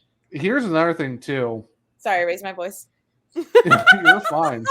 Oh, have you listened to the episode where I got sassy? It's okay. Yeah, have you listened to the goalie episode? Like, come on, cat. But They're even talking about experimenting with Mitch Marner playing defense. What? Where did you hear this? I joke that we It's should. been all it for a while. for the last week now. Oh, people are clowning the Leafs. God. Oh, Yo, that's fantastic. Oh yeah, they've been. Oh, I thought you were being sarcastic about that. No, I haven't seen this. You also have to yeah. understand I've been in a clinic from 7:30 to 6, so Oh, I haven't makes had sense. much time for Oh Twitter. yeah, no, it's all over Twitter. All the Oh people are my clowning God. Toronto. We even That's talked about hilarious. we even talked about during our draft. Yeah, I was also dealing with Trent Krem over here, so yeah. For anyone who's in a league, they will know the inside joke to that. But they're talking about possibly playing Mitch on defense. Oh my God. I'm guessing probably certain situations. I'm not like, going to help- call them a poverty franchise because they're not, but what the hell are you doing if you're going to put him on defense? What? Yeah, but for the fact that they have a 17% chance to win the cup. They Next- had the highest chance. They put them with the highest chance. Can you send me that tweet? They have the Leafs for just winning the Stanley Cup. I'm not even going to talk about that they have them, the divisions and all this. They have them 16. This is 16%. So this is from The Athletic. Okay, what 16, 17? They have them at 16. Avalanche 12. Panthers. Well, I'll go by order. Actually, they don't have. It's weird. Flames. They have 11%. And then the Wild and the Panthers are tied at 9%. The Wild, dude. We're tied with the Bruins at 7%. Tampa Bay is at 6%. And the the Oilers are at 5%. I'm what sorry. what did the Wild even do to deserve to get the rank they got? Also, I'm sorry, how did the Panthers they crashed and burned? How are they getting higher? I know they got more points, but I don't think The President's Trophy is a curse. Thank you. Thank Also, you. I'm besides goalies, I think the Oilers are pretty good, and I don't understand how they're even ranked lower than the Bruins or the Wild. Calgary's going to be decent this year, so that one I understand. I understand that, but I don't understand how they're that high, but I understand that they have a decent chance to win it. Well, I mean, they did get Huberdeau, they did get Nazem Kadri, they did get Uyghur, who Uyghur just got Uyghur just got paid. Yeah, Uyghur got the bag. I mean, their goaltending is still pretty solid too. It's just they're shoring up the defense got better. Yeah, you don't have Gaudreau and Kachuk, but I mean, oh my gosh, that roster is still disgustingly good. Mm-hmm. It's just Toronto. Toronto got worse at goaltending. They had bad goal. At one point, they had the best goaltending, and then it kind of went average. You know what? And they're still going to manage to grab a wild card spot because they are Toronto and they need to keep up with the joke. A lot of people have them finishing third in the Eastern Conference, or are you near the top. kidding me? Oh yeah, there's people people are predicting that they're gonna either win their division or finish top 5 in the East points wise.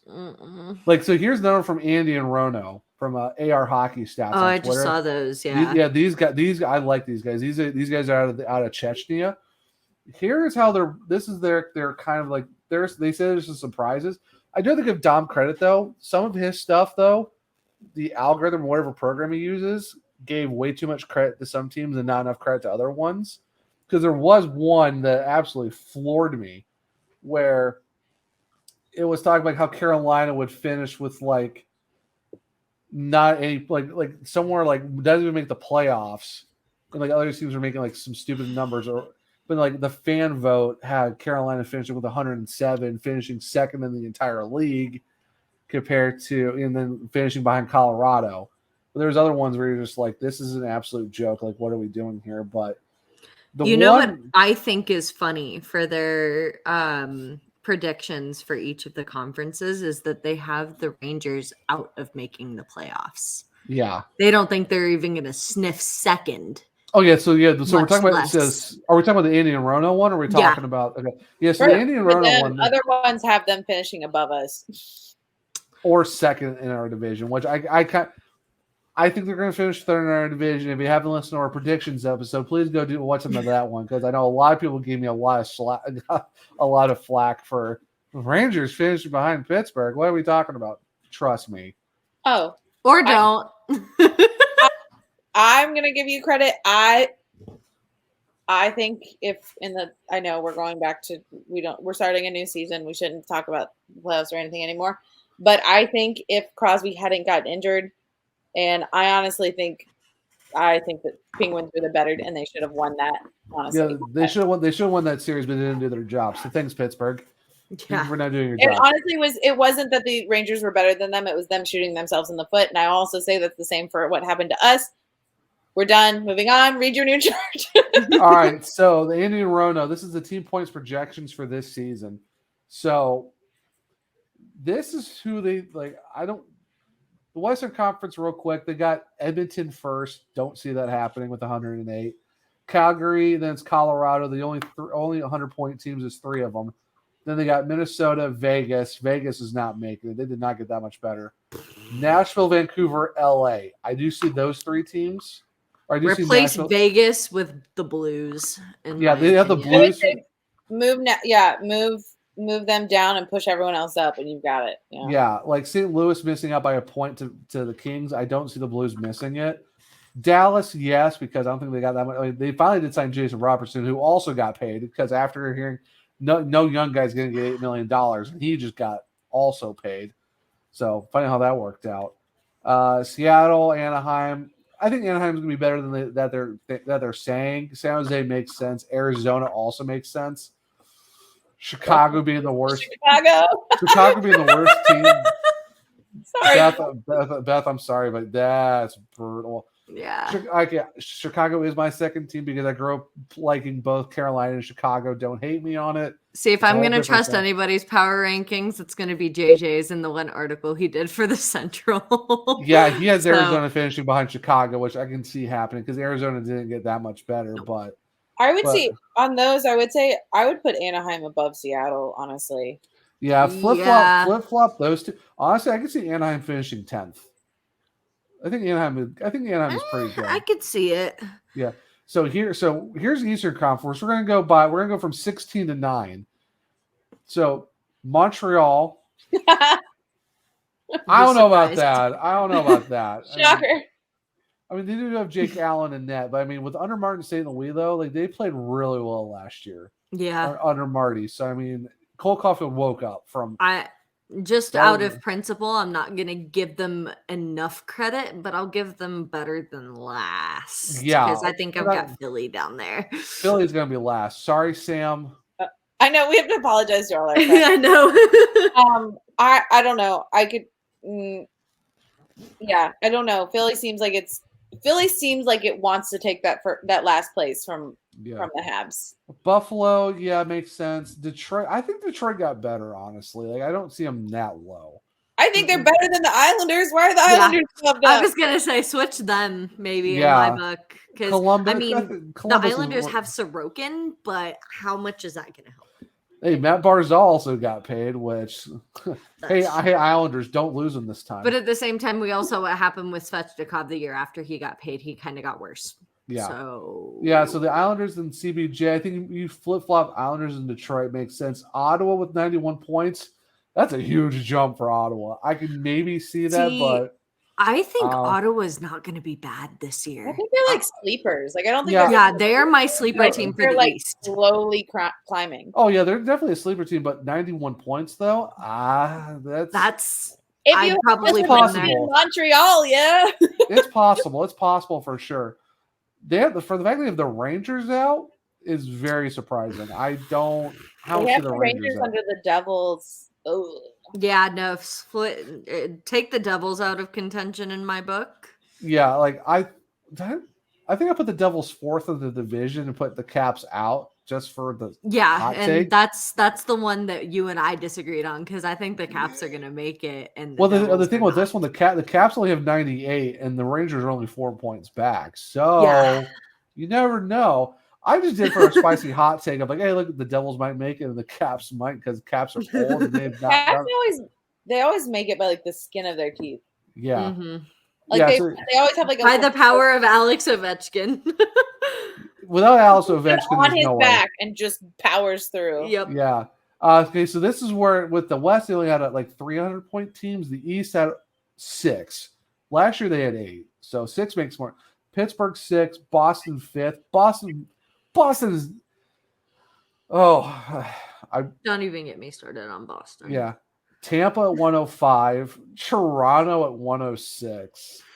Their goaltending got so much worse. They're not hitting 100. If they hit 106, I'll be very surprised. But Florida's not going to hit 107. Florida's not hitting 107. Like Tampa Bay will be above Toronto for sure.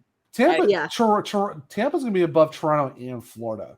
Yeah. Like whoever the only way Florida did well so last year is because of the fact they outscored everyone, but they also gave up a crap ton of goals. There was a lot of like 9-6, 7-5 games. Like they weren't like. Mm-hmm. Yeah, they weren't shut out, but they also gave up a lot of goals because Bobrovsky is a sieve.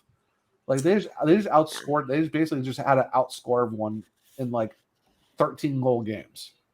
Yep. So and then Carolina's first. They have them tied, but I guess by some tiebreakers and whatnot. Obviously, if they thought, I mean, even in the tiebreaker, Carolina's on top. So what does that say? Yeah, people are smart. People are smart. They know what they're talking about, but the rest of some of it is kind of okay. It makes sense. Other parts of it, not so much. But I mean, yeah, it is what it is. But no, that's just a lot of very interesting rankings so far out of this one. But I mean, it is what it is. I told you this. It's frustrating. It can get annoying. We talked about how they don't think hockey belongs works in the South, and then you see rankings like this, and even though we're doing phenomenal, they're still not giving us credit on it. But I told you this. Fine. I know. I told you this. I was like, I still would rather be lower expectations and then succeed than to have high expectations and not get out disappointed. Yep. Yeah. Meaning, I would rather not be released. Yeah, basically, just keep sleeping on the Hurricanes. Is all right. We'll just prove once again why we are who we are. So I know we got do we have a couple more things before we get to the forgotten Canes? The forbidden Canes. No, we have passed by everything. The one last thing, and it's a super quick thing that we do have to talk about, is even though we've been kind of smack talking Bear a little bit on this podcast, not really smack talking. It's more of like it's unfortunate his circumstances where it's bad timing for him. Yeah, and how the roster is now set up. Yeah. With that said, there is a little baby bear on the way. Aw, Bear Cubs on the way. That's it. We got a Bear Cup coming. So congratulations to Ethan Bear and his family on that. And with that said, Kat, let's start with you. Who is your forgotten Cane for today? You can put her on the hot seat. Yeah. Welcome to the Forgotten Canes. Yeah. Segment of the show. When I also forgot that we had to do Forgotten Canes for a little bit. How many episodes have you been on? You know what we do Get with the program. I've only done this once, done the Forgotten Canes part though once. I think. That's was it ladies' night? And that was that was ladies' night. Yep. So, which, by the way, ladies' night is third all time now. To be fair, Lay's Night is now top 3 on downloads. Ooh. Look at that. Look at that. All in your episode's got some work to do. Okay. So the guy that I'm talking about he's kind of they give him kind of an underdog persona. I'm pretty sure it's him. If you see some really old Canes commercials, he's on it. And my dad's always like, I remember that guy. But he made his NHL debut when he was pretty much 30 years old. I've got Derek Ryan. Ooh. Oh, yeah. Derek Ryan. Yes. Great pick. I think it's with Calgary. Is he with Calgary now? I forget where he's at. Yeah. I know he played. So he started when he did his NHL debut, he started with us in the summer of 2015. He started his AHL career with the Charlotte Checkers. And then in 2016, we called him up at the ripe old age of 29. And he was able to score in his first game. I think it was a power play goal. He was never a superstar, even though that word really doesn't have a lot of meaning on the Canes because apparently we don't have any of those. What's superstar? I don't understand. Break it down for me in other terms. What's that? He's another. I would say Derek Ryan is he was one of those grit guys. He was able to do the position well, offensive, defensively, just played overall well, but he wasn't outstanding in anything he was doing. He was just a guy that was like reliable. Yeah. So he was just with us and till the 2018, and then he followed Peters to Calgary. Ew. We don't talk about that guy on this podcast. Ew. Yeah. How dare you? Apparently when he was here, we called him the doctor. I don't remember that. I've never heard of. No. Apparently, unless it was on a broadcast that I missed, I've never heard of someone calling him the doctor. Like, sir, you weren't that surgical. I just remember it was the guy from the. Oh my gosh! But he's a fun story because if you read about him again, it's like the guy put in all the work. He grinded through college. He did the AHL. He played overseas for a little bit. Mm-hmm. And then he finally got his breakthrough at we talk about people signing their deals and breaking the roster and we talk about people now. We're like, oh, Martin's like 30 now, and we're like, oh, we're talking about these big like extensions. Mm-hmm. Like this guy just started at 30, so that's kind of cool. Yeah. I feel bad. He played a little bit during our dark ages, but I mean, okay, what can you do? Yeah. Yeah, I like Derek. There we go. Yeah. All right, Bailey. So before I get into mine, Zach, I have to ask you how long your guy played with the Canes, or he was with the franchise, because I'm scared we might have the same one. 2 seasons. Well, years. He played in Hartford for a season, then he played with Carolina for 2 seasons. Like right when the team came to Carolina. Cool. So my guy. Okay. So my guy played with Hartford for 2 seasons. Okay. And, so we're around the same era then. Yeah. Okay. He said he was going old school. Yes, wow. I am going old school today. I didn't know that old school. Okay. Yeah, a little bit of and this is probably the oldest I've ever gone. Zach assumed old school for you is like 2000s. No, so my guy was in Hartford 95 to 97. Then obviously in 1997, the Canes, I've got it on my flag right there. They became the Carolina Hurricanes, moved to Greensboro, and then played with them until 1999 or 1998-99 season where he was traded to Chicago. While he was with the Hurricanes, he played a total of 116 games for 29 goals, 37 assists for 66-point total. Hailing from Hamilton, Ontario, we have Nelson Emerson. Great pick. She's so proud of herself. I am very proud. That was fantastic. Yeah, no, yeah, Emerson, fantastic. I love that one. Yeah. So Zach, to finish us off. Okay, so this, he's not really a forgotten hurricane because I don't want to give away his name because this anecdote about him because of the fact that doing it might give it away, but I'm going to do it anyway. There is an award named after him within the organization. I think I know who it is. For those who don't know, you'll find out who I'm talking about here in a little bit. For those who do know, I know I probably got Brian, Brad, and Ray probably yelling at their radios right now, going, "I know who this guy is." A lot of older Hurricanes fans would know this. This guy, so I'm going to get a little bit of his career. He did play with Hartford in the 96-97 season after he got traded from Calgary that season.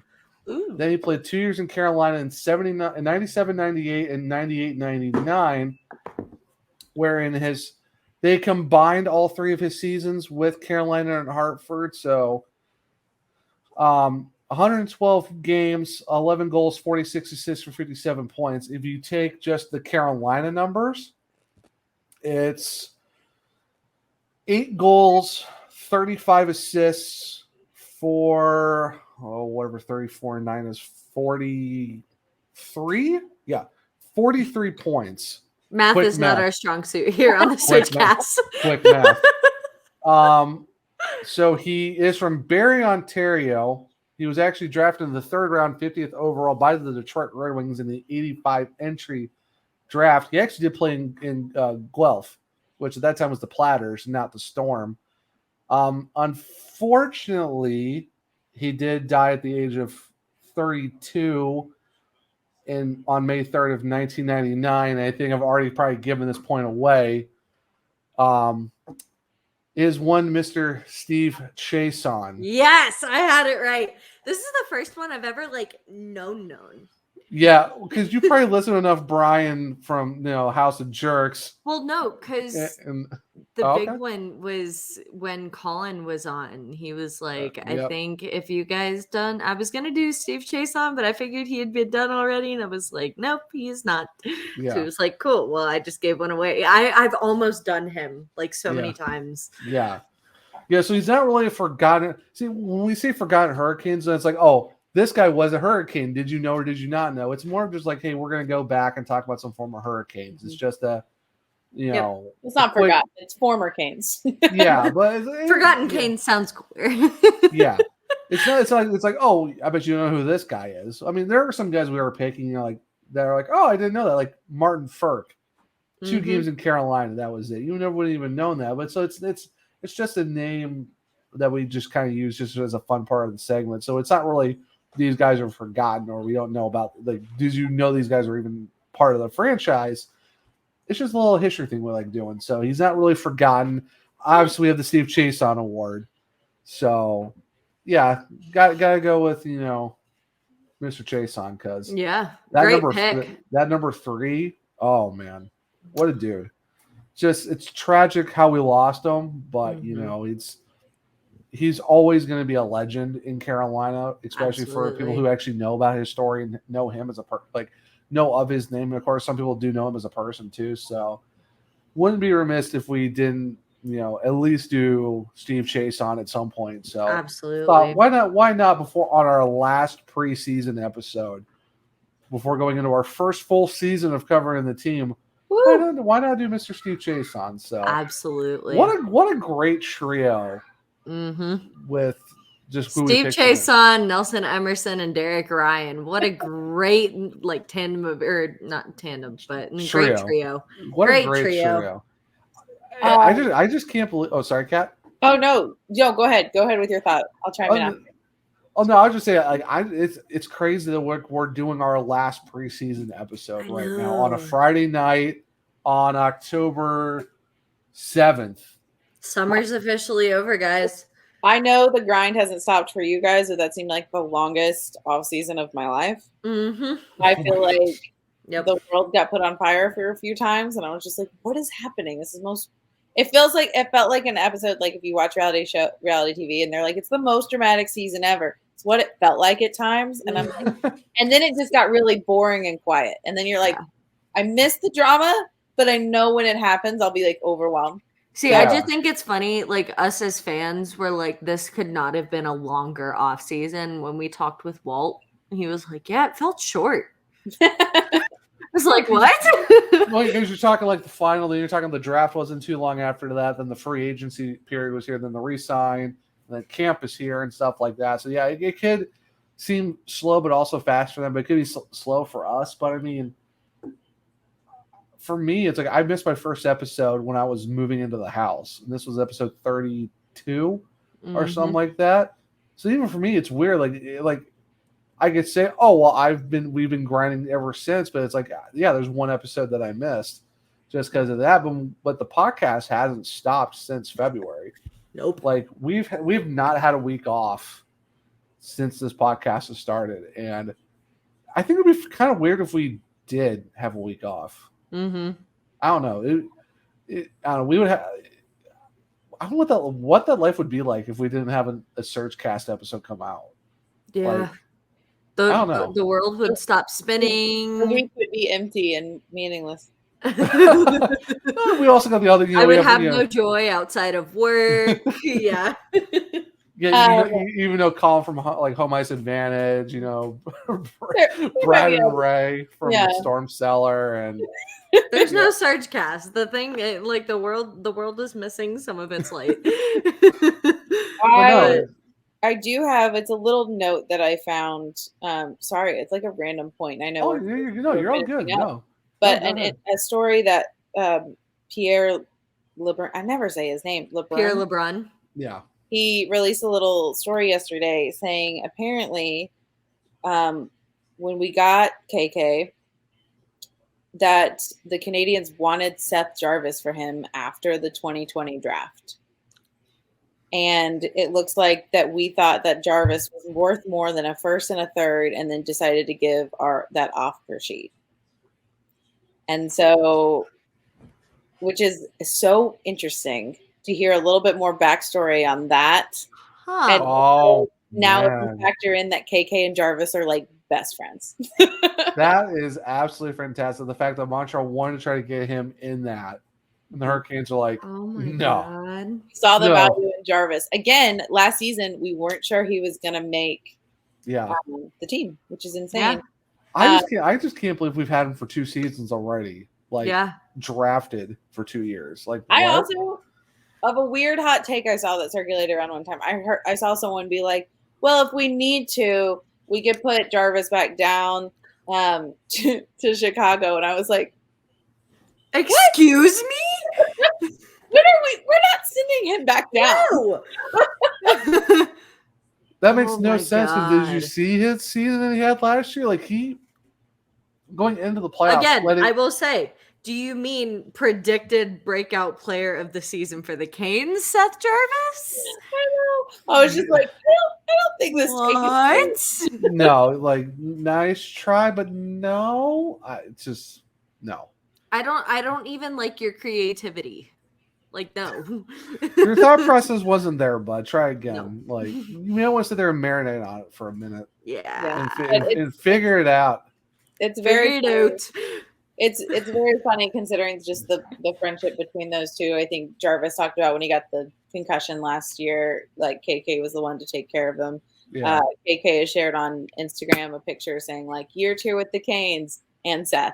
Like it just cracks me up that no matter what, these two were probably meant to be on a team together. Yeah, like who would have thought that like, this is the best friendship, like the BFFs we needed on the Hurricanes?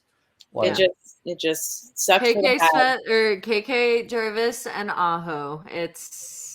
They're a bunch of cuties and besties, and I love it. I'm really curious to see what the win celebrations are going to be before the guys go into the tunnel because we're not going to have any hockey hugs from Slavin and Tro. So I'm kind of curious to see who picks up the jump hugs. I saw that Slavo the last game he was in, he did still give a goalie hug. So that was the thing. I think the goalies are conditioned to that. So yeah, it'd be interesting to see. I don't know. Maybe Burns will be up for it. That would be. I think it'll be Slavin jumping into Burns. That would be. The That other would way be. around. But, no, you know what? Let Seth Jarvis do it. I want to see Jarvis just try to like just leap into Jacob Slavin's arms and see how that would work out. But just the alternate captain with his kids. Pretty much, yeah. It's just it's so much is meant to be. But I know this episode ran a little bit longer than we kind of wanted to. But you know what? We've had a lot of fun. You know, we got our honorary third co-host and Cap once again on the show. Not really much of a guest anymore. Just someone who's just we love having on the podcast. Absolutely. I love talking with you guys. We talk hockey all the time, but it's extra special when it's on here. Yes. Yeah, no. Always a great time. Definitely a little more formatted. Yeah, outside of our spaces that we do. So it's just but yeah, it's crazy. This is our last preseason episode. Before we go into our first full season covering the team. This is going to be wild, to say the No least. pun intended. Yeah, it's going to be it's going to be a surge worth tracking, as they would say. Absolutely. I don't know. It's wild. Like Bailey, like our first season. Yeah, this is Like, going to be our first season. full season together covering the team. I don't know about you, but I could not be more excited to watch them do the dang thing. So. Yeah, right. It's just like the scheduling. Like we're prefacing this right now for everyone who's listening, who's gotten to this far. Scheduling is going to be absolutely insane in terms of when these episodes are dropping. So it's not going to be our usual. Hey, it's dropping on Thursday, or it might be dropping on Friday. We're going to try our best. It's going to be weekly. We just don't know when exactly it's dropping. I know next week we are recording on Thursday night, the day after the home opener. So we will have our usual Friday drop. Yep. For certain episodes. It's just this week with scheduling. It just is what it is. I will take full responsibility and apologize for that. Anytime I'm on here, it's normally going to be a weirder day just because there's me. Yeah, it's your trivia night, which is fine. I mean, it's all. Hey, we all have our things that we like doing, so it makes sense. It just worked out like that. But I mean, so like I said, we are prefacing. We are going to do a weekly show like usual. It's just bear with us on when they're dropping. It's just we got to figure it out somehow. Guest appearances might drop a little bit just because the fact that it's not going to be like how we have had it recently, where it's been like we've had a guest every week. We do have a guest coming on the 16th when the episode drops on the 17th. We are excited for that. We're not going to say who yet because that's also a crossover, but it's not with the Hurricanes. We actually have another team coming on. Ooh. Yeah, I will say it's in the Pacific. It's in the Pacific Division, and that's all I'm going to say. We're talking about the West Coast team, but like I said, guest appearances might drop off because with certain games are going to be on certain nights. Availability for guests might be different. So I work. Yeah, we both work. He has a big girl job now. Yeah. Well, plus being in the mountain time zone, we got to do the episodes a little bit later because of her getting done at 6, which is 8 my time. Gonna make it very interesting. But yeah, so bear with us on scheduled drops of when the episodes are going to come out, and guest appearances, like I said, are going to be very varying. Of like, it could be a couple months, it could be just a couple weeks. It all depends. So, yep, we're going to try our best to try to make it work as possible. Like I said, this is our first full season. It's going to be a trial and error process for us compared to last season, where it was I guess every week because I was by myself, or it's just when Bailey joined it, we were kind of like at the very end of the season, going into the off season. So it's definitely going to be a big thing for us this year. So, but before we actually wrap up, Kat, where can people find you on the socials and your amazing videos on TikTok as the Extraordinare of Kane's TikToks? You can follow me on Twitter at Kaniac Chick. It's Chick without the K. And then follow me if you want to on TikTok, and it's Katergy, Katergy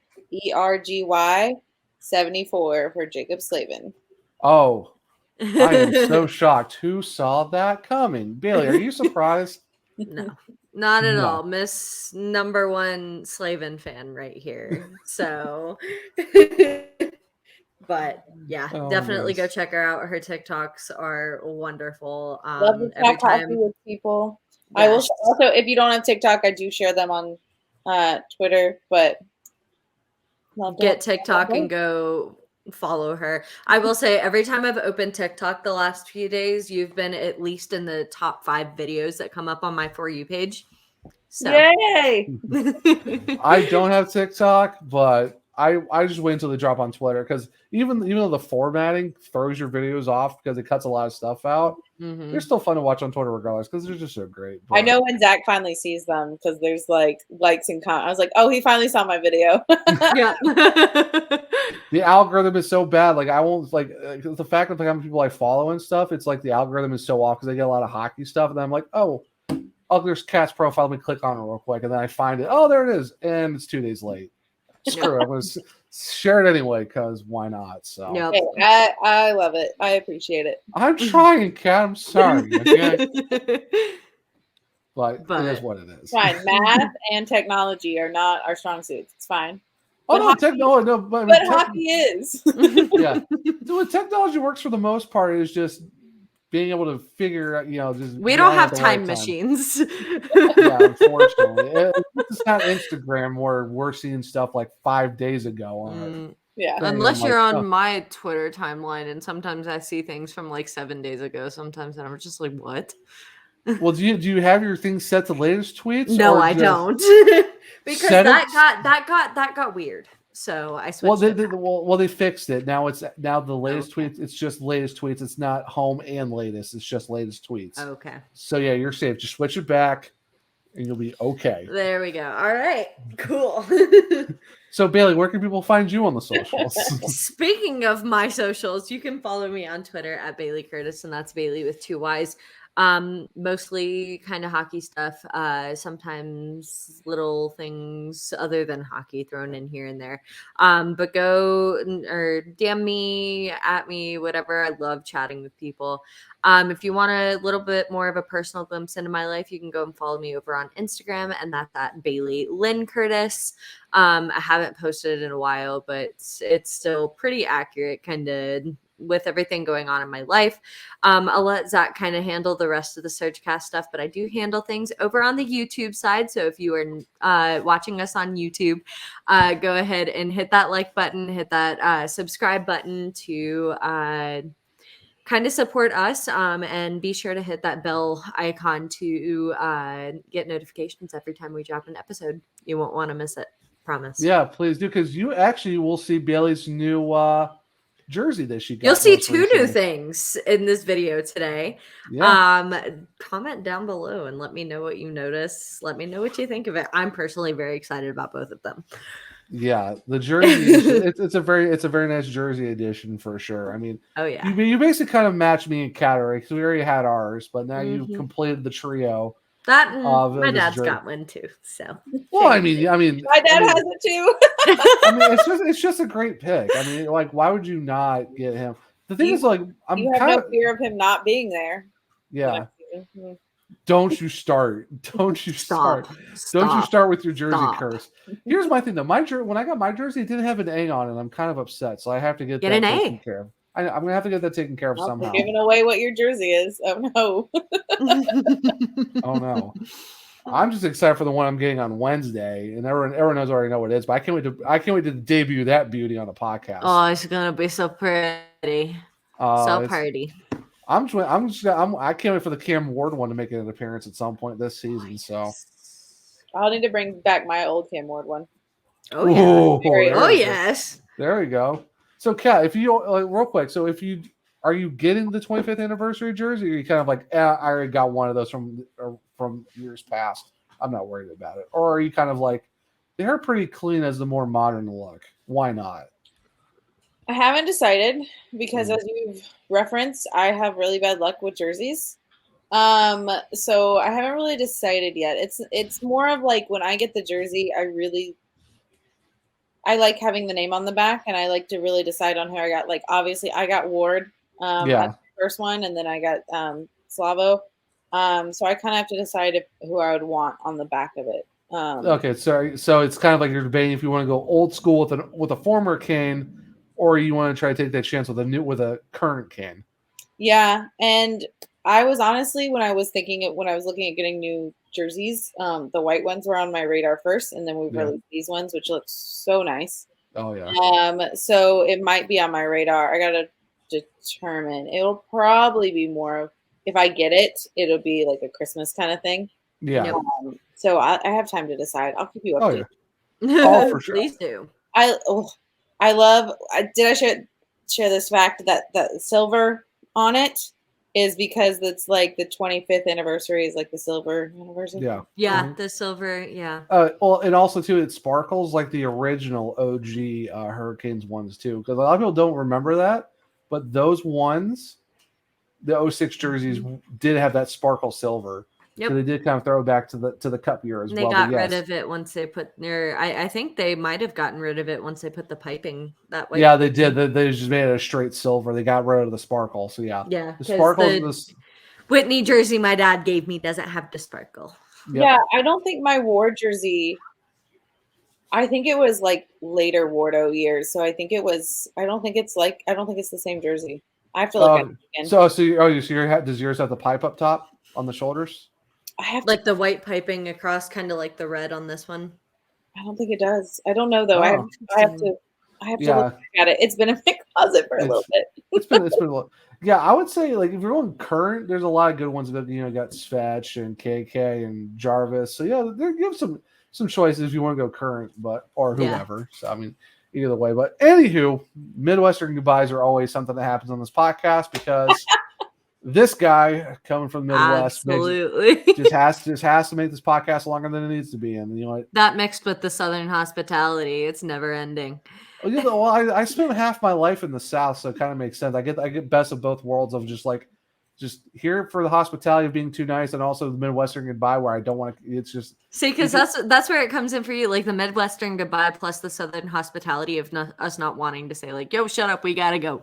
yeah, I get both of those, so it just kind of works out. So it is what it is. But to actually finish this podcast up, you can find me at One True Zach on Twitter. That's ONE True Zach. I do talk about other sports during the off season, but now we're fully back into hurricane season. It's going to be hockey, and more hockey. So if you followed me on there for other stuff, sorry. He's been burned by football. He's going to let it go. It was just something to keep me occupied until hockey season started. The hockey season's here. I'm good for it. Just get ready for nothing but hockey on my Twitter account. You might get a sprinkle of other things here and there just because something interesting happens, but it's just nothing but hockey. I mean, let's be honest. Hockey's the best sport. Yes. Yeah, it's no debate. Just don't even try. You can find the podcast at the SurgeCast on Twitter. We do have a link tree in our bio that'll take us to where you can listen to our podcast, take us to our YouTube channel, check out also our amazing sponsors. Big thanks to them for being here for whatever various amounts of time. Primal X since day one, Level Up Snacks in the Clutch, kind of closer together.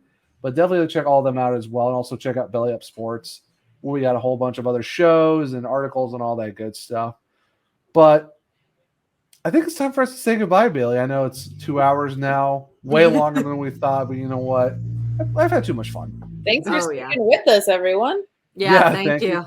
And we'll thank you, Kat, for joining us on a Friday night and talking Hurricanes hockey for 2 hours. Oh yeah, always. If it wasn't on here, it would just be texting you guys. So yeah, I mean that sounds about right. So we just kind of just put into a podcast episode, like, hey, let's just talk Hurricanes hockey and just wrap up the preseason. And we'll continue the texting after this. Yes.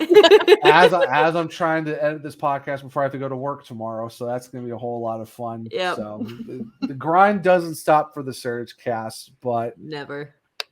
But that will be it for this episode. And for next week, when you join us for episode 16 of season 2 of the SurgeCast, I'm Zach. I'm Bailey.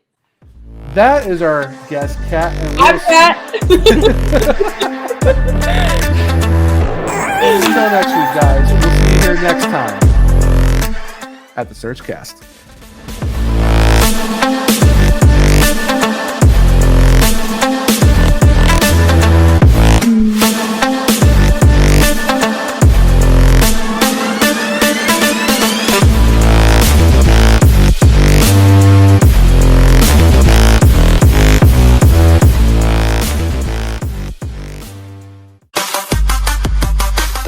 listening to this Belly Up Media production.